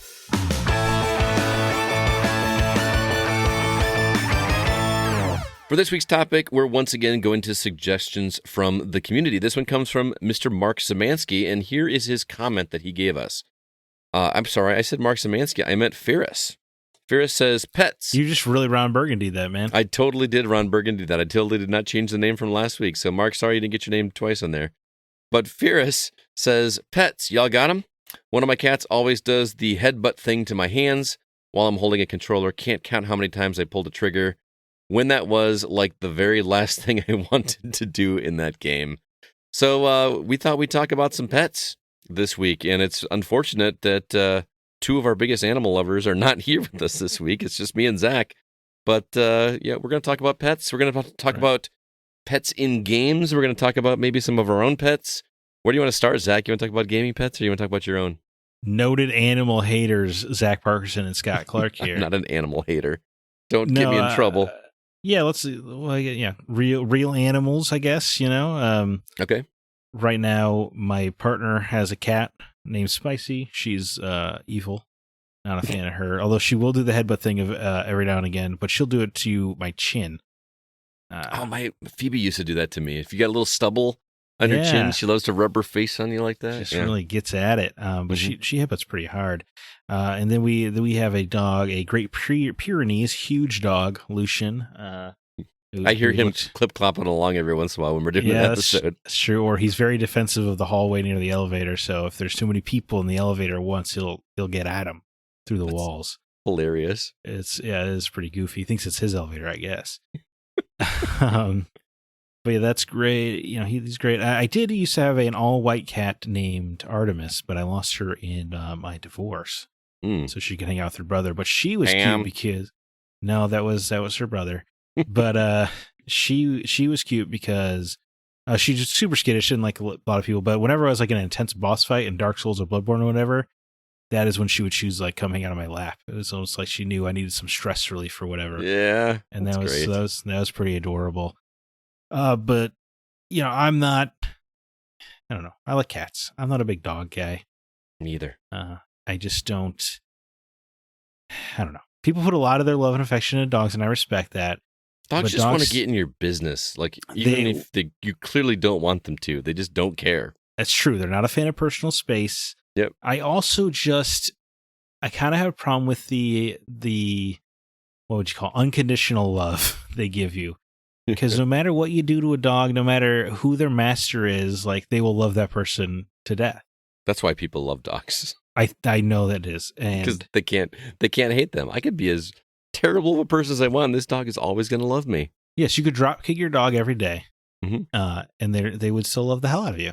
Mhm. And that's why I think it's weird because people always feel like, oh my god, he loves me so much. I'm like, yeah, he would love anybody though. Right. Like if he lived at 3 states away with some other family, he's going to love them just as much as he loves you. That's just how dogs are. Oh, we're making And enemies on this podcast, man. I know, and I get it. That's why people love dogs. You like the unconditional. You like the easy love. I don't like easy love. I guess I just can't trust that. Okay, I don't think the dog really loves me. He loves that I walk him and I feed him and stuff. It's just Any you're right. I would make enemies. Any video Oh, yeah. game memories with pets? Like you talked about the one sitting in your lap when you're stress relieving. Do you have any others? Because I got a couple. Oh no, that's pretty much it in terms of real animals I can think of. Okay. Yeah, I mean, I had I had like a pet leopard gecko. I named him Gex. Nice. I often, Original. yeah, real original. I like to use that's about it. Yeah. I got 2 quick ones. The first one was back in the 90s. I had a Samoyed. If you remember Samoyed, it's kind of like a, why can't I think of the name? Siberian Husky, but all white instead of, the brown and the gray or whatever. Mhm. Great dog. Loved her. Her name was Lacey. And just, a lot of energy. She just, she didn't get up in your business too much, but one time my brother let her in. I remember I was sitting on the floor with a TV on the table. I was playing Earthbound. My first time playing through Earthbound. I was probably a good 8-10 hours through that game. And my brother let the dog in, and she came in all excited to see me and ran towards me, and I had the Super Nintendo on the floor. And you know how in some games it always says, do not eject the game without saving it first or whatever? Mhm. Yeah, that's why. She not only turned the power off, she also remember the Super Nintendo had like the button that would pop the cartridge out? Of course, yeah. She did both of those. Not intentional, obviously, but she just was excited. And I was like, oh, Lacey, I got to start from my last save point. And lo and behold, all of my save progress was just instantly deleted. Yeah, off all of got my- corrupted. Yeah, that was, but I played through the whole game again to get back to where I was. I remember specifically, it was about the point when you were searching for truffles in the swamp. I don't know if that tells you, if you've played that game, remember how far into that was. But, Yeah, vaguely. so that story. And the other one I've got with real life pets that is still somewhat video game related is my cat Phoebe. When my wife and I first got married, we had Rachel. Is she named after Lisa Kudrow? Yes, we had Rachel, Phoebe, Chandler, and Monica. We had Yeah, we you four had cats most of the at one point. cast. We had a Joey, but Joey did not last with us. He kept he was a super friendly cat, but the other cats were not kind to him, and so he would poop in the wrong places because they wouldn't let him near the litter box. Well, oh, that's messed up. So we had to find another home for him. But he was a long black-haired cat, just super sweet, big yellow eyes. Should have I got rid liked of the it. other cats. Teach them a Man. lesson. Well, let me tell you about Phoebe, because Phoebe was my girl. Phoebe is probably the best cat I've ever had in my entire life. First off, she did the whisker thing that you talk about. She would sit on my chest Okay. and just push her face against mine, just because she loved her head scratched so much. I love this cat. Loved to be next to me in bed. I've never had a cat that wanted to cuddle in bed so much. It was the greatest feeling ever. I would sit down on the edge of the bed when I'm getting ready to go into bed, and she would hear the sound of me sitting on the bed, and she'd come running into the room and sit down and look at me and meow at me, waiting for me to get into bed. Wow. And so I'd finally take off my glasses and get my earbud for my TV and finally pull my legs in, and she'd wait until I pulled the cover back. And then she would jump up and she would curl up next to me, like I lay on my side, and she would basically almost like I was spooning her. Like she would put her back up against my chest, and she would literally let me put the blanket over her, not like over her head, but just like up to her neck. And she would sit there and she would sleep there all night long. That's pretty adorable. And I would wake up and she would still be there in the morning. It was either that or I would like lay on my back and I have my arm in a crook, like I hook my arm, and she would curl up in a ball and just sleep there. And then I wake up in the morning and she'd still be there. I've never had a cat in my entire life that I went to bed with and then woke up and she was still there. That's pretty adorable, yeah. It was awesome. But that's not the most adorable part, man. The most adorable part was Saturday mornings, because back in the day, Saturday mornings was my game time. That was every week. That was always when I, got up, made my coffee, went down to the basement. I played games until, it was time to like do some chores or whatever. It was just like my 6-hour stretch every morning. And it became so regular. And Phoebe loved to sit on my lap. She was a lap cat, like you were talking. Like she would just but she would sit on my lap for hours, not like required to be pet. She just loved to be on a warm lap and be comfortable, and it was great. But it got to be such a routine for me that it became a routine for her.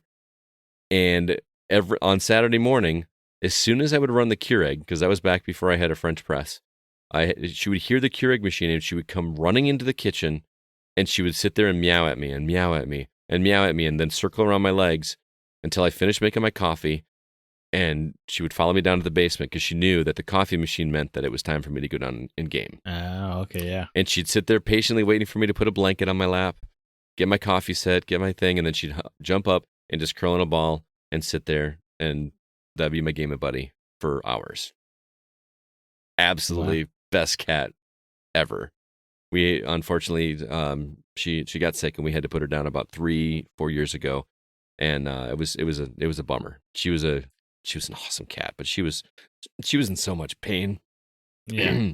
It was definitely I almost felt like we kept her too long because she was very sick. Yeah, I mean, that's terrible. It's interesting that we can put down animals but not humans, but anyway. Yeah.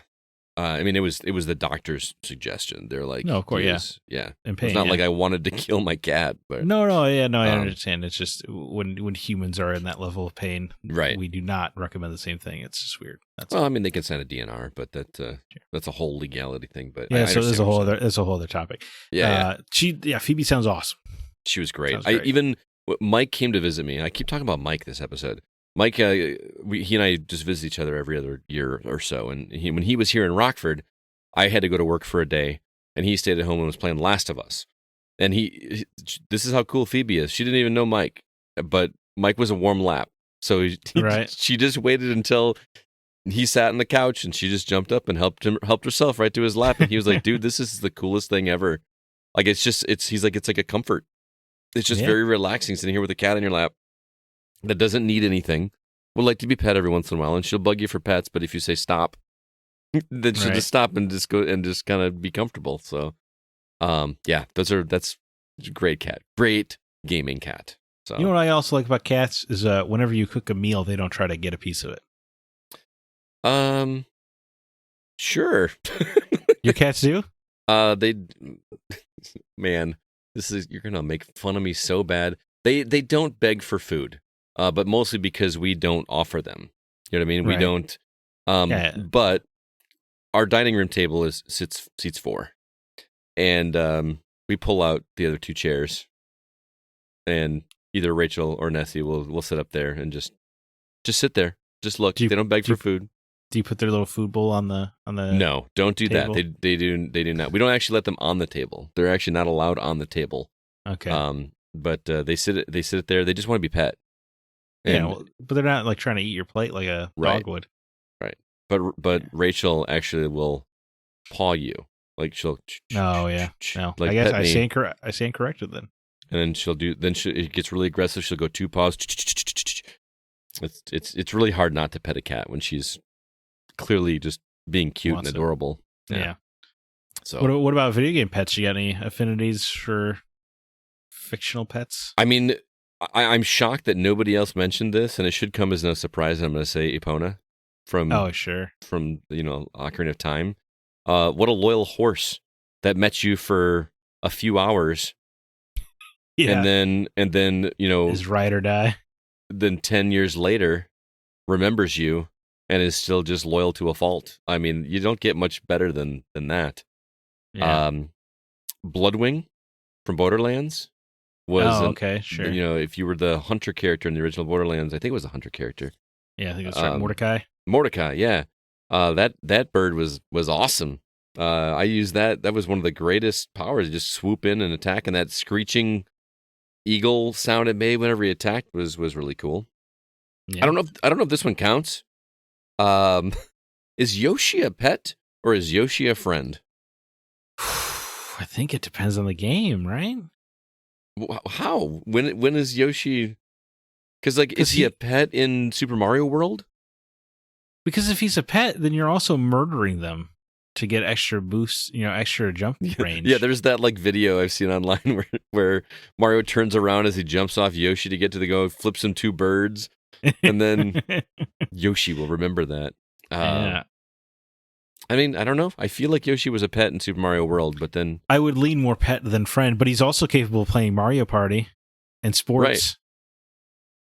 Right. Yeah, you totally don't play sports with your dog. Yeah, my dog can't play golf. Yeah, but Yoshi, you don't have thumbs. Yoshi can. But then Yoshi also has a saddle built into him, right, through evolution. So you don't ride your friends. Well, well.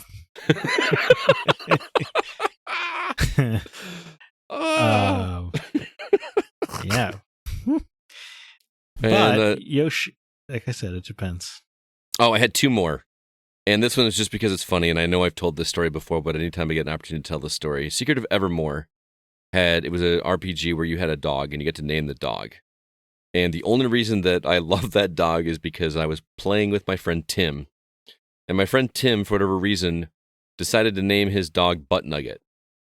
Okay. And for whatever reason, that has stuck in my head for forever, because every time you die, instead of saying game over, it says on the screen, sadly, Tim and Butt Nugget were never heard from again. And that phrase has stuck in my head. So if you ever play Secret of Evermore and you see that message, I want you to think Butt Nugget. But the last one, the gator from Far Cry 6. I can't remember if you've played Far Cry 6, but you get that one is very like Louisiana-esque. And I thought it was in Cuba. No, I know, but it's very swampy. It reminds me of Louisiana. Okay. And one of the pets you get is a gator. Like, you just have an attack gator as your companion that I never switched to anybody else. There's like a mechanical dog everyone loved in Far Cry 6, and there's like a rooster that you can get that pecks the enemies. Like the Chihuahua with the wheelchair. Yeah.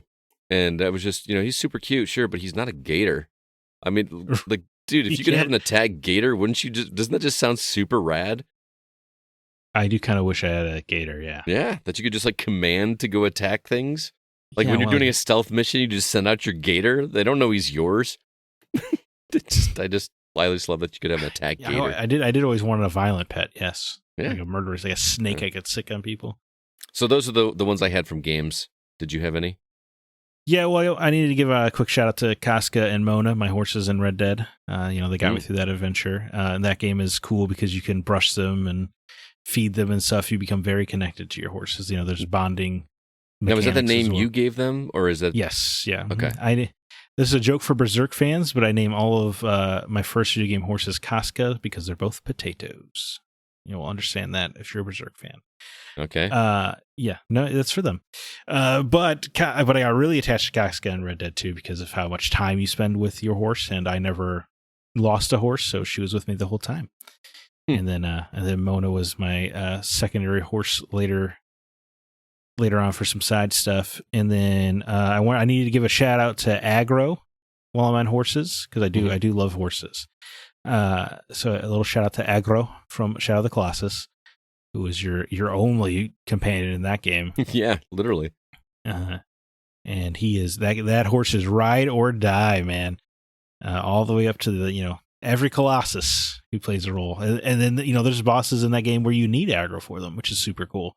He never gets scared of him. He never like if there were a real horse, that horse would be like, Right. no, we're not going towards that thing. You realize that, right? But not aggro. Not happening. And you can do tricks on him and stuff. You can like stand up on him and shoot a bow and arrow like while you're riding, like him like a surfboard, yeah, or whatever. Or you can you can like jump off a cliff and you can like do a little twirl in the air before you catch back onto him. right. Aggro rules. What a great name for a horse, by the way. Aggro. Yeah, Yeah, that's the name of my PlayStation console as well. I didn't know you named your Yeah, 'cause consoles. Can you give them nicknames in the settings? I did not know that.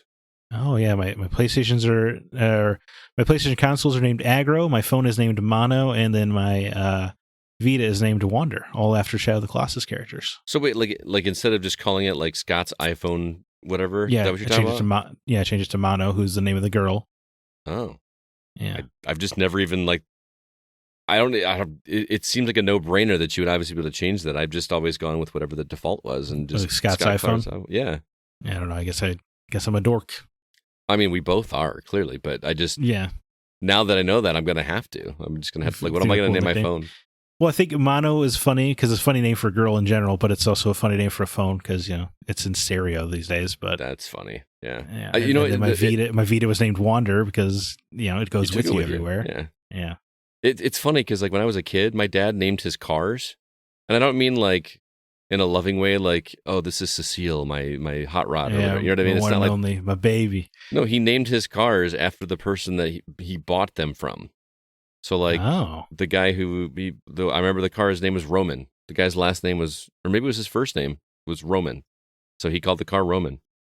Like that's kind of I don't know. It's kind of respecting where it came from. yeah, that's where I got my middle name actually. The guy that married my parents, his last name was Lindsay, Pastor Lindsay, and that's how I got my middle name, Lindsay. Huh. I sometimes forget that your last name is not Lindsay because online you're always Scotty Lindsay. Right. Well, Yeah. it's a name I got that it's a name I use that nobody ever has. Nobody is going with the name Scotty Lindsay, so Yeah, it's been my go-to for a long time. fair enough. Much like in term- Ashrak Aymain is, probably not taken Ashrak away. Amen. Yeah, it's not too Amen. popular. It's shout out to a video game dog. Do you remember Dead to Rights at all? It was like a Police? PS2 X. Yes. Yeah. It's kind of like a Max Payne ripoff. But I like the dog Shadow in that game. He's a husky. I like him because he can like attack enemies and bring you their guns and stuff. Oh, okay, cool. Which- Kind of like which was- Elizabeth in BioShock Infinite. Yes, yeah, Mhm. only less creepy because you're not bossing around a human. Right. But yeah, he could be like your attack dog, but he can also fetch you ammo and stuff. It was cool. And then in No More Heroes, Jean, the pet cat, I gotta give a shout out to her because she evolves in the franchise. In the first game, she's a little kitten, and you can play with her, little cat toys or whatever. Mhm. And then in the second game, she's overweight and overfed, but there's a whole mini game where you can do a daily exercise in between each of the boss battles, basically, and you can thin her out and get her back in shape. I thought that was really adorable and fun. And then in No More Heroes 3, she can talk. So there's a real evolution in Jean the cat. Oh, that's cool. You know what? I want to move on to some of the other comments from the community, though. You want to kick things off over on Facebook? Sure. Sean Coates writes in, I'm going to bend the rules a bit and say every animal in Far Cry Primal, as the entire game is built around the animal companion mechanic as they replace the modern weaponry in a typical Far Cry game. Also, there's something oddly satisfying about watching an enemy get mauled to death by the saber-toothed tiger you summoned. That does sound pretty cool. The game was great. Yeah? Yeah. Sounds pretty good. As for in real life, we have a schnoodle named Maggie. She first belonged to my girlfriend's grandmother that we adopted after passing a few years ago. Maggie does look pretty cute. What is and a has- schnoodle? I get the poodle. What's A is it schnauzer? Schnauzer Gotta poodle, be, mix? right? Okay. Yeah. I didn't know that in was a the- thing. Sean provided an image, and the schnoodle has her own Game Boy, so Yeah. that makes sense for Sean. Pretty cute picture. Yeah. Let's see. Discord. You know what? I think there was one more on Facebook. Megan Colburn. I put it under Discord by mistake, but Megan Colburn. I had to mention this one because Megan is the mother of one of my students from a couple years ago. Okay. Her daughter doesn't actually. They actually moved like to Ohio or something anymore. But their one of their daughters was in my class, and one of the others was. I know the family. They're a great family. Actually, their dad wanted a copy of Symphony of the Night. I helped him track down an original PlayStation copy of that he wanted for his collection, and he was super happy. So anyway, Megan writes in and says, Ella says she loves Pokemon Violet, particularly the starter Pokemon, because they stay with you for the game's entirety. Sophie says Minecraft because you can tame wild animals and make them your pets. I just had to read this one. Dude, I didn't even think about Pokemon, but yeah, shout out to my Butterfree. I never named my Pokemon because it always seemed dangerous because you might need to trade them or something. Mm-hmm. But yeah, I caught a Caterpie in that first little forest, and that little guy was with me till the end of the game. Butterfree is my favorite Pokemon. Love that guy. I can't hear Butterfree without hearing that. There's like a YouTube video of Hank Hill from King of the Hill doing Butterfree, I choose you. Sounds awesome. I don't even understand the reference, but like Nate and CB quote it all the time at D&D, and I finally had to look it up. So every time I hear Butterfree, that's all I hear. King of the Hill is a show I really want to watch as an adult, because as a kid I was like, yeah, it's okay, but like as an adult, whenever I see a clip on YouTube, I'm like, this show seems awesome. Yeah, that's one of those that I feel like I would appreciate more now that I'm older, because I thought it was stupid as all get out when I was a kid. I think you have to have lived some life to understand that. Mm-hmm.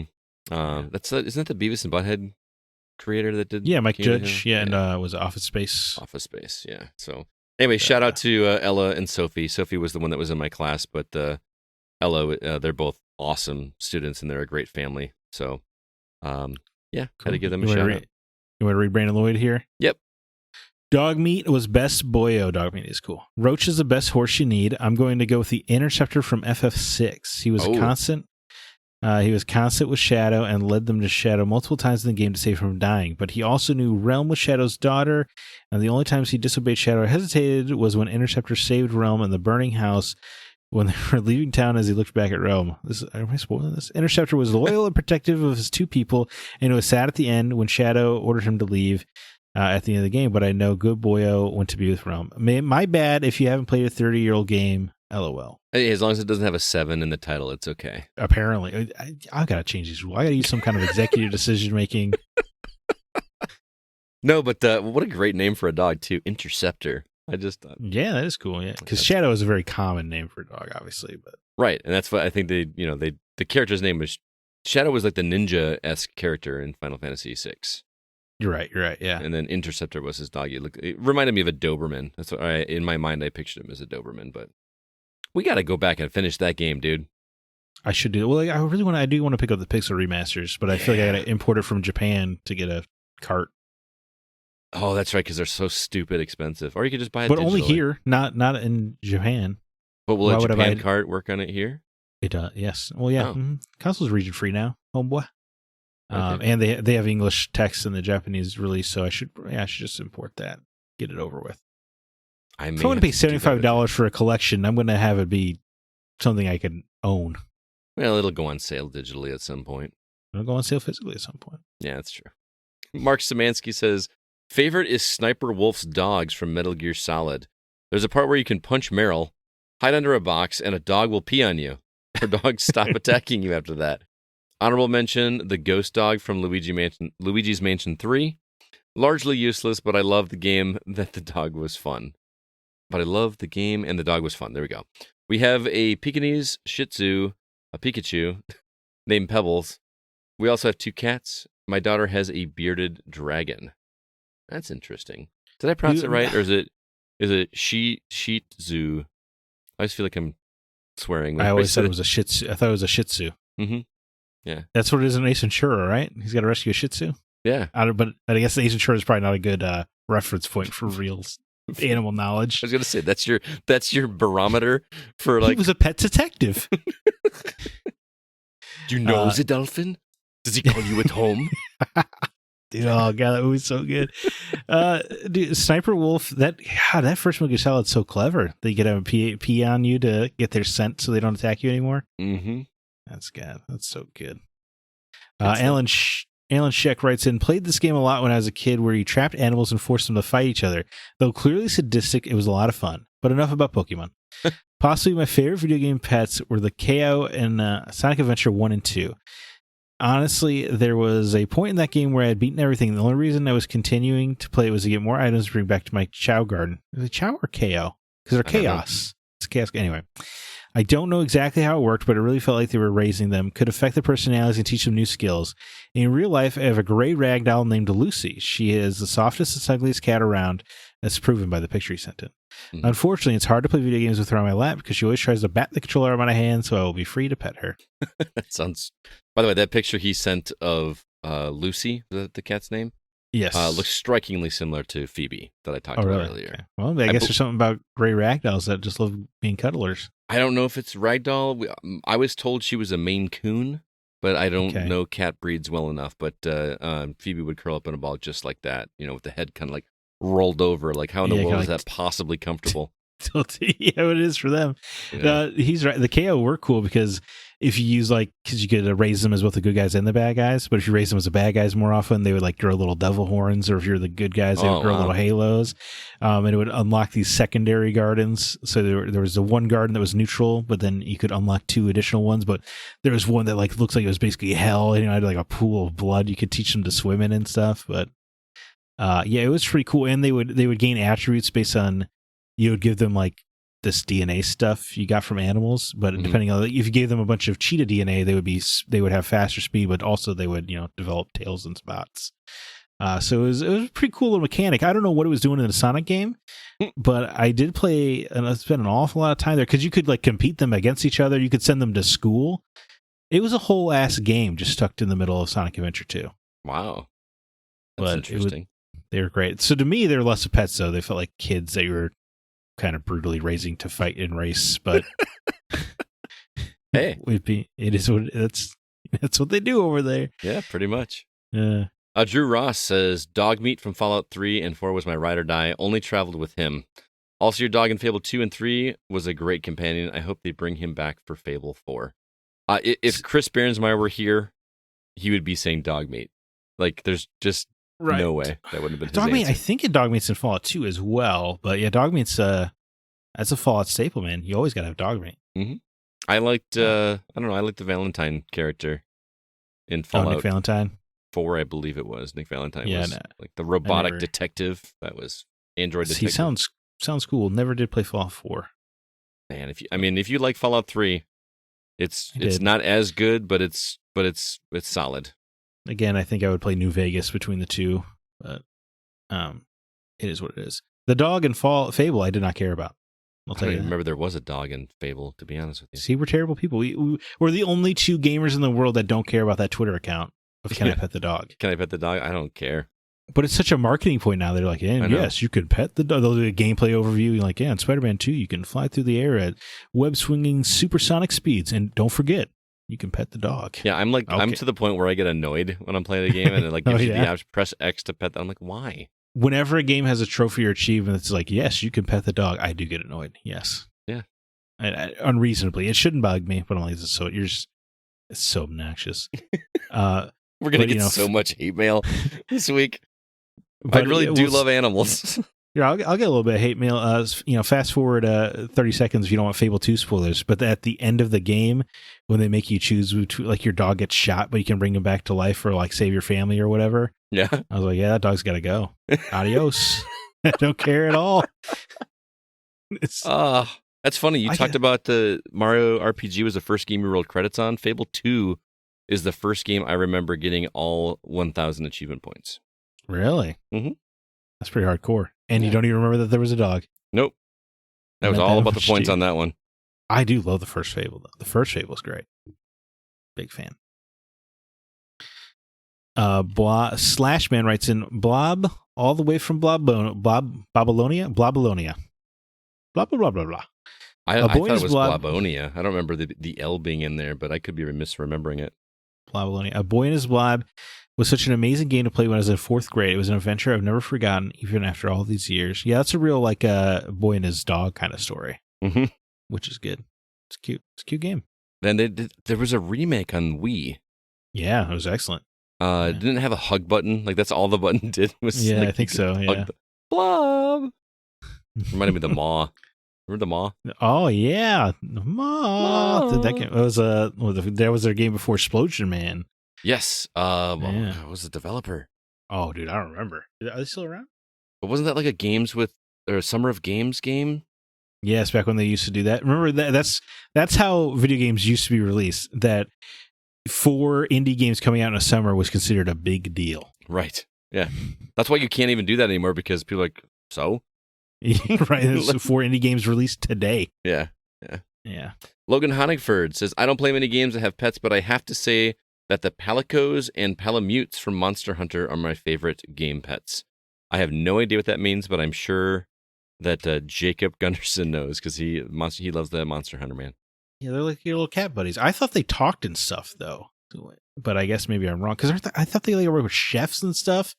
To me, it sounds like it's a whole sentient species. I don't feel comfortable making them pets personally. I don't know. I don't know the game, so I played about 45 minutes of Monster Hunter. I was like, I think I'm good. Just saying, Logan might be a little twisted. That's all I'm saying. But Kevin Honigford writes in, bestest pet in the game, BD1 hands down. These are my boys. Yeah, I guess. Yeah, I guess he is like a dog. It is another kind of boy and his dog situation. Kind of is, yeah. Yeah, but he's my droid buddy. But yeah, you're right. He is an excellent pet. He does go out and fetch stuff for you. Yeah, and he gets all excited about finding secrets for you. So I guess he is. I guess he did. Kevin did send a video as well. If you want to see it, it's on our Discord of his. He's got a cat and 2 dogs. And I can never remember the dog's name, but the cat's name is Clitus Nocturnus. Don't ask me why I know that. Kevin makes interesting posts about his pets all the time. Clitus Nocturnus. Where's that coming from? I don't know. Cat Clyde of the Night. I don't know. He's a all black cat, but his 2 dogs. I was actually at his house. We went to the concert yesterday together, and I was at his house, and his 2 dogs. Going to Cambria, right? Yes, and his 2 dogs are very. Kevin is always posting videos of his dogs play fighting. That's just like I swear that's all they do. They just play fight all the time. They look like they're really angry, but they're not. It's right. Their teeth are bared. Yeah, it's pretty funny. So, I think that's it. That's all the comments. Thank you everybody that wrote in with your pictures and comments about real life pets and pets in games. Next week's topic, we're talking about gaming resurrections. If you want to see what that means, be sure to stay tuned to our social media outlets, Facebook, Discord. What the hell does that mean? I guess we'll find out. You'll have to find out. But gaming resurrections, bringing games back from the dead, that's what it means, basically. It's games that should be brought back. I thought it meant like when a character comes back to life and you're annoyed, they should have said dead. Like the dog in Fable 2? Yeah. But yeah, stay tuned for that. We'll definitely clue you guys in when we post that on social media next week. But that is going to do it for this episode of The Gaming Outsider. Thanks so much for listening. As usual, the episode was produced by Kevin Honigford. All the music you hear is written and performed by Grant Henry of Stemage and Metroid Metal. His website is stemagemusic.com. Speaking of, he's got a brand new game, Bit Trip Runner. It's a remake of the original Bit Trip Runner that he did a bunch of the music for it. So he posted a video of it on our Facebook feed. So be sure to check that out. I love that he's just killing it. Making money doing what he loves. Right. Music and video games, just doing it, man. Awesome. He's so much cooler than us. And he is cooler. This is how cool he was. He had to turn us down for R2V2. He was going to come out and perform a set for us at R2V2, and he had to cancel because one of his best friends was getting married that same weekend, and he had to be in the wedding. So selfish. I know, right? What do you do? But also, please be sure to email us if you have any questions or concerns. Our address is feedback@thegamingoutsider.com. Zach, before we leave, do you have any parting words or recommendations that may not be video game related for our listeners? I do. That was very formal. I watched The Mask of Zorro, starring Antonio Banderas. Love that movie. That movie is incredible. Have you never seen it before? Whoa. I'm sure I probably, it looked vaguely familiar when I was rewatching, but I didn't remember, anything. Dude, that movie rules. It's great. Yes. It was excellent. I couldn't believe how good it was. He's so charming, and then Catherine Zeta-Jones their little repartee is a lot of fun. Anthony Hopkins killing it as the old man Zorro. Doesn't he whip candle flames out or something? He does, yeah. It was just so cool. Isn't there a scene where he's sword fighting Catherine Zeta-Jones and he slashes like her skirt or whatever. So when she bends her knee, it like spreads open, and he's kind of like, hey, a little more skin. Yeah, I just thought that was cool. Like it was a way to be flirty without being like nudity. I don't know. It felt so innocent at the time. No, it felt well. It felt sexy. Yeah, but like in a classy way. I do subscribe to the theory that in movies today, everybody's beautiful, but nobody's horny. There's never any kind of like sexual tension, but there sure was in The Mask of Zorro. Oh yeah. And you know what I also really liked about it was that because they obviously aren't like thinking about building a sequel or a universe or anything, they let characters die. People aren't safe. There were characters died in the movie that I was not expecting. And it's not like today's movie where like, a character gets killed on screen in Fast and Furious and yet they're in the next one. Right. Or any Marvel property. You say any Marvel or DC character, or like, Winter Soldier, where Nick Fury dies and is resurrected, but it dies and comes back in the same movie. Right. Yeah. It's there's none of that happening here. It was cool. Is that streaming anywhere? Where did I watch it? I want to say maybe Hulu. I'm going to have to look that up because I haven't seen that. That came out like the late 90s, and I just remember. Yes, 98. Is the sequel any good? I didn't know there was a sequel. Oh, yeah, Legend so probably of Zorro. Not. Maybe. Dude, it's directed by Martin Campbell, the director of Casino Royale and GoldenEye. What, really? Yes. Wow. That guy knows how to put together an action film. Yeah. I have to go look up his other films, see what else he did. Dude, the Mask of Zorro, I was very, very impressed, man. It was just a ton of fun. And, it makes you yearn for fun kind of action, swashbuckling adventures, like this to make a comeback. But, I guess it doesn't need to be a comeback because this is so good. Yeah, and it's like a pirate western. Yes, a little bit. Yeah, he's a little swash. But then also it's just like, I always know that Batman was inspired by Zorro, but I'm like, oh yeah, no, he just is Zorro. Like he's got the cave underneath his mansion and everything. Yep. Yeah, it's pretty crazy. Now I'm gonna have to go rewatch that movie, man. Dude, it's so good. So much fun. It is a fun movie. I kind of miss when movies were just fun. Didn't have to didn't have to give a message. Didn't have to be dark and brooding. It could just be light, airy, fun, full of action, and light sexiness without being gratuitous. There was no over the top, or there were the way he disposes of his enemies are always like funny. Mm-hmm. Like he'll trip them all. He'll get them all to like run underneath a rope or whatever and trip them all up or whatever. And some reason that takes them all out of the fight, but who cares because it's fun. Right. Yeah. Well, that and like just the whole like he's a bumbling idiot. Like, you know how to use this thing? Yes. The pointy end goes in the other man. Yeah. Like just like wow. lines. Look at you do know your Zorro, huh? Oh man, I love that movie. I watched that a lot when I was younger. Yeah, dude, it's one of those movies where like it's just so fun that you want to watch it right away again. I may have to watch that tonight, dude, if I can find it wherever it's streaming. So, mine is pretty basic. I've done it before, but as Zach mentioned earlier, I went to see Coheed and Cambria last night up in Madison. I'm going again on Tuesday to see the same show in a different city in Chicago. If you haven't listened to Coheed and Cambria, do yourself a favor. I absolutely adore their music. If you're not into music like Zach, read some of the stories. Year of the Black Rainbow is a good place to start because it tells the backstory. But the graphic novels, I've only got through one of them, so I'm not like super versed in the story. But the music is just so good. I have yet to see a band that just really enjoys what they're doing as much as Coheed and Cambria. Maybe Jamie Cullum, but it's been like almost 2 decades since I've seen him. So check out their new album. It's got like 5 bangers on it. Like it's just they're just so good. It's so hard to find bands that have been around for 21 years now that are still just making solid albums, like front to back solid albums. And Coheed and Cambria continues to do so. I'm also going to see on Thursday. I'm seeing Death Clock. Are you familiar with Death Clock? No. From what's that cartoon on Metalocalypse? The cartoon. Okay. It's the band that's based off of that show. They're a real band as well. It's death metal, but baby metal, which I'm seeing for other reasons. That's a Japanese metal band, right? Japanese metal band with the 3 lead singers are all females with dressed nicely. Oh, okay. Yeah. They got but some Bazumbas on? No, they're you'll look them up. You'll understand. If you know me, All right. you'll understand. But actually, the music is fantastic. That first album is really good. So, well, Zach, I got to say, dude, this was a lot of fun.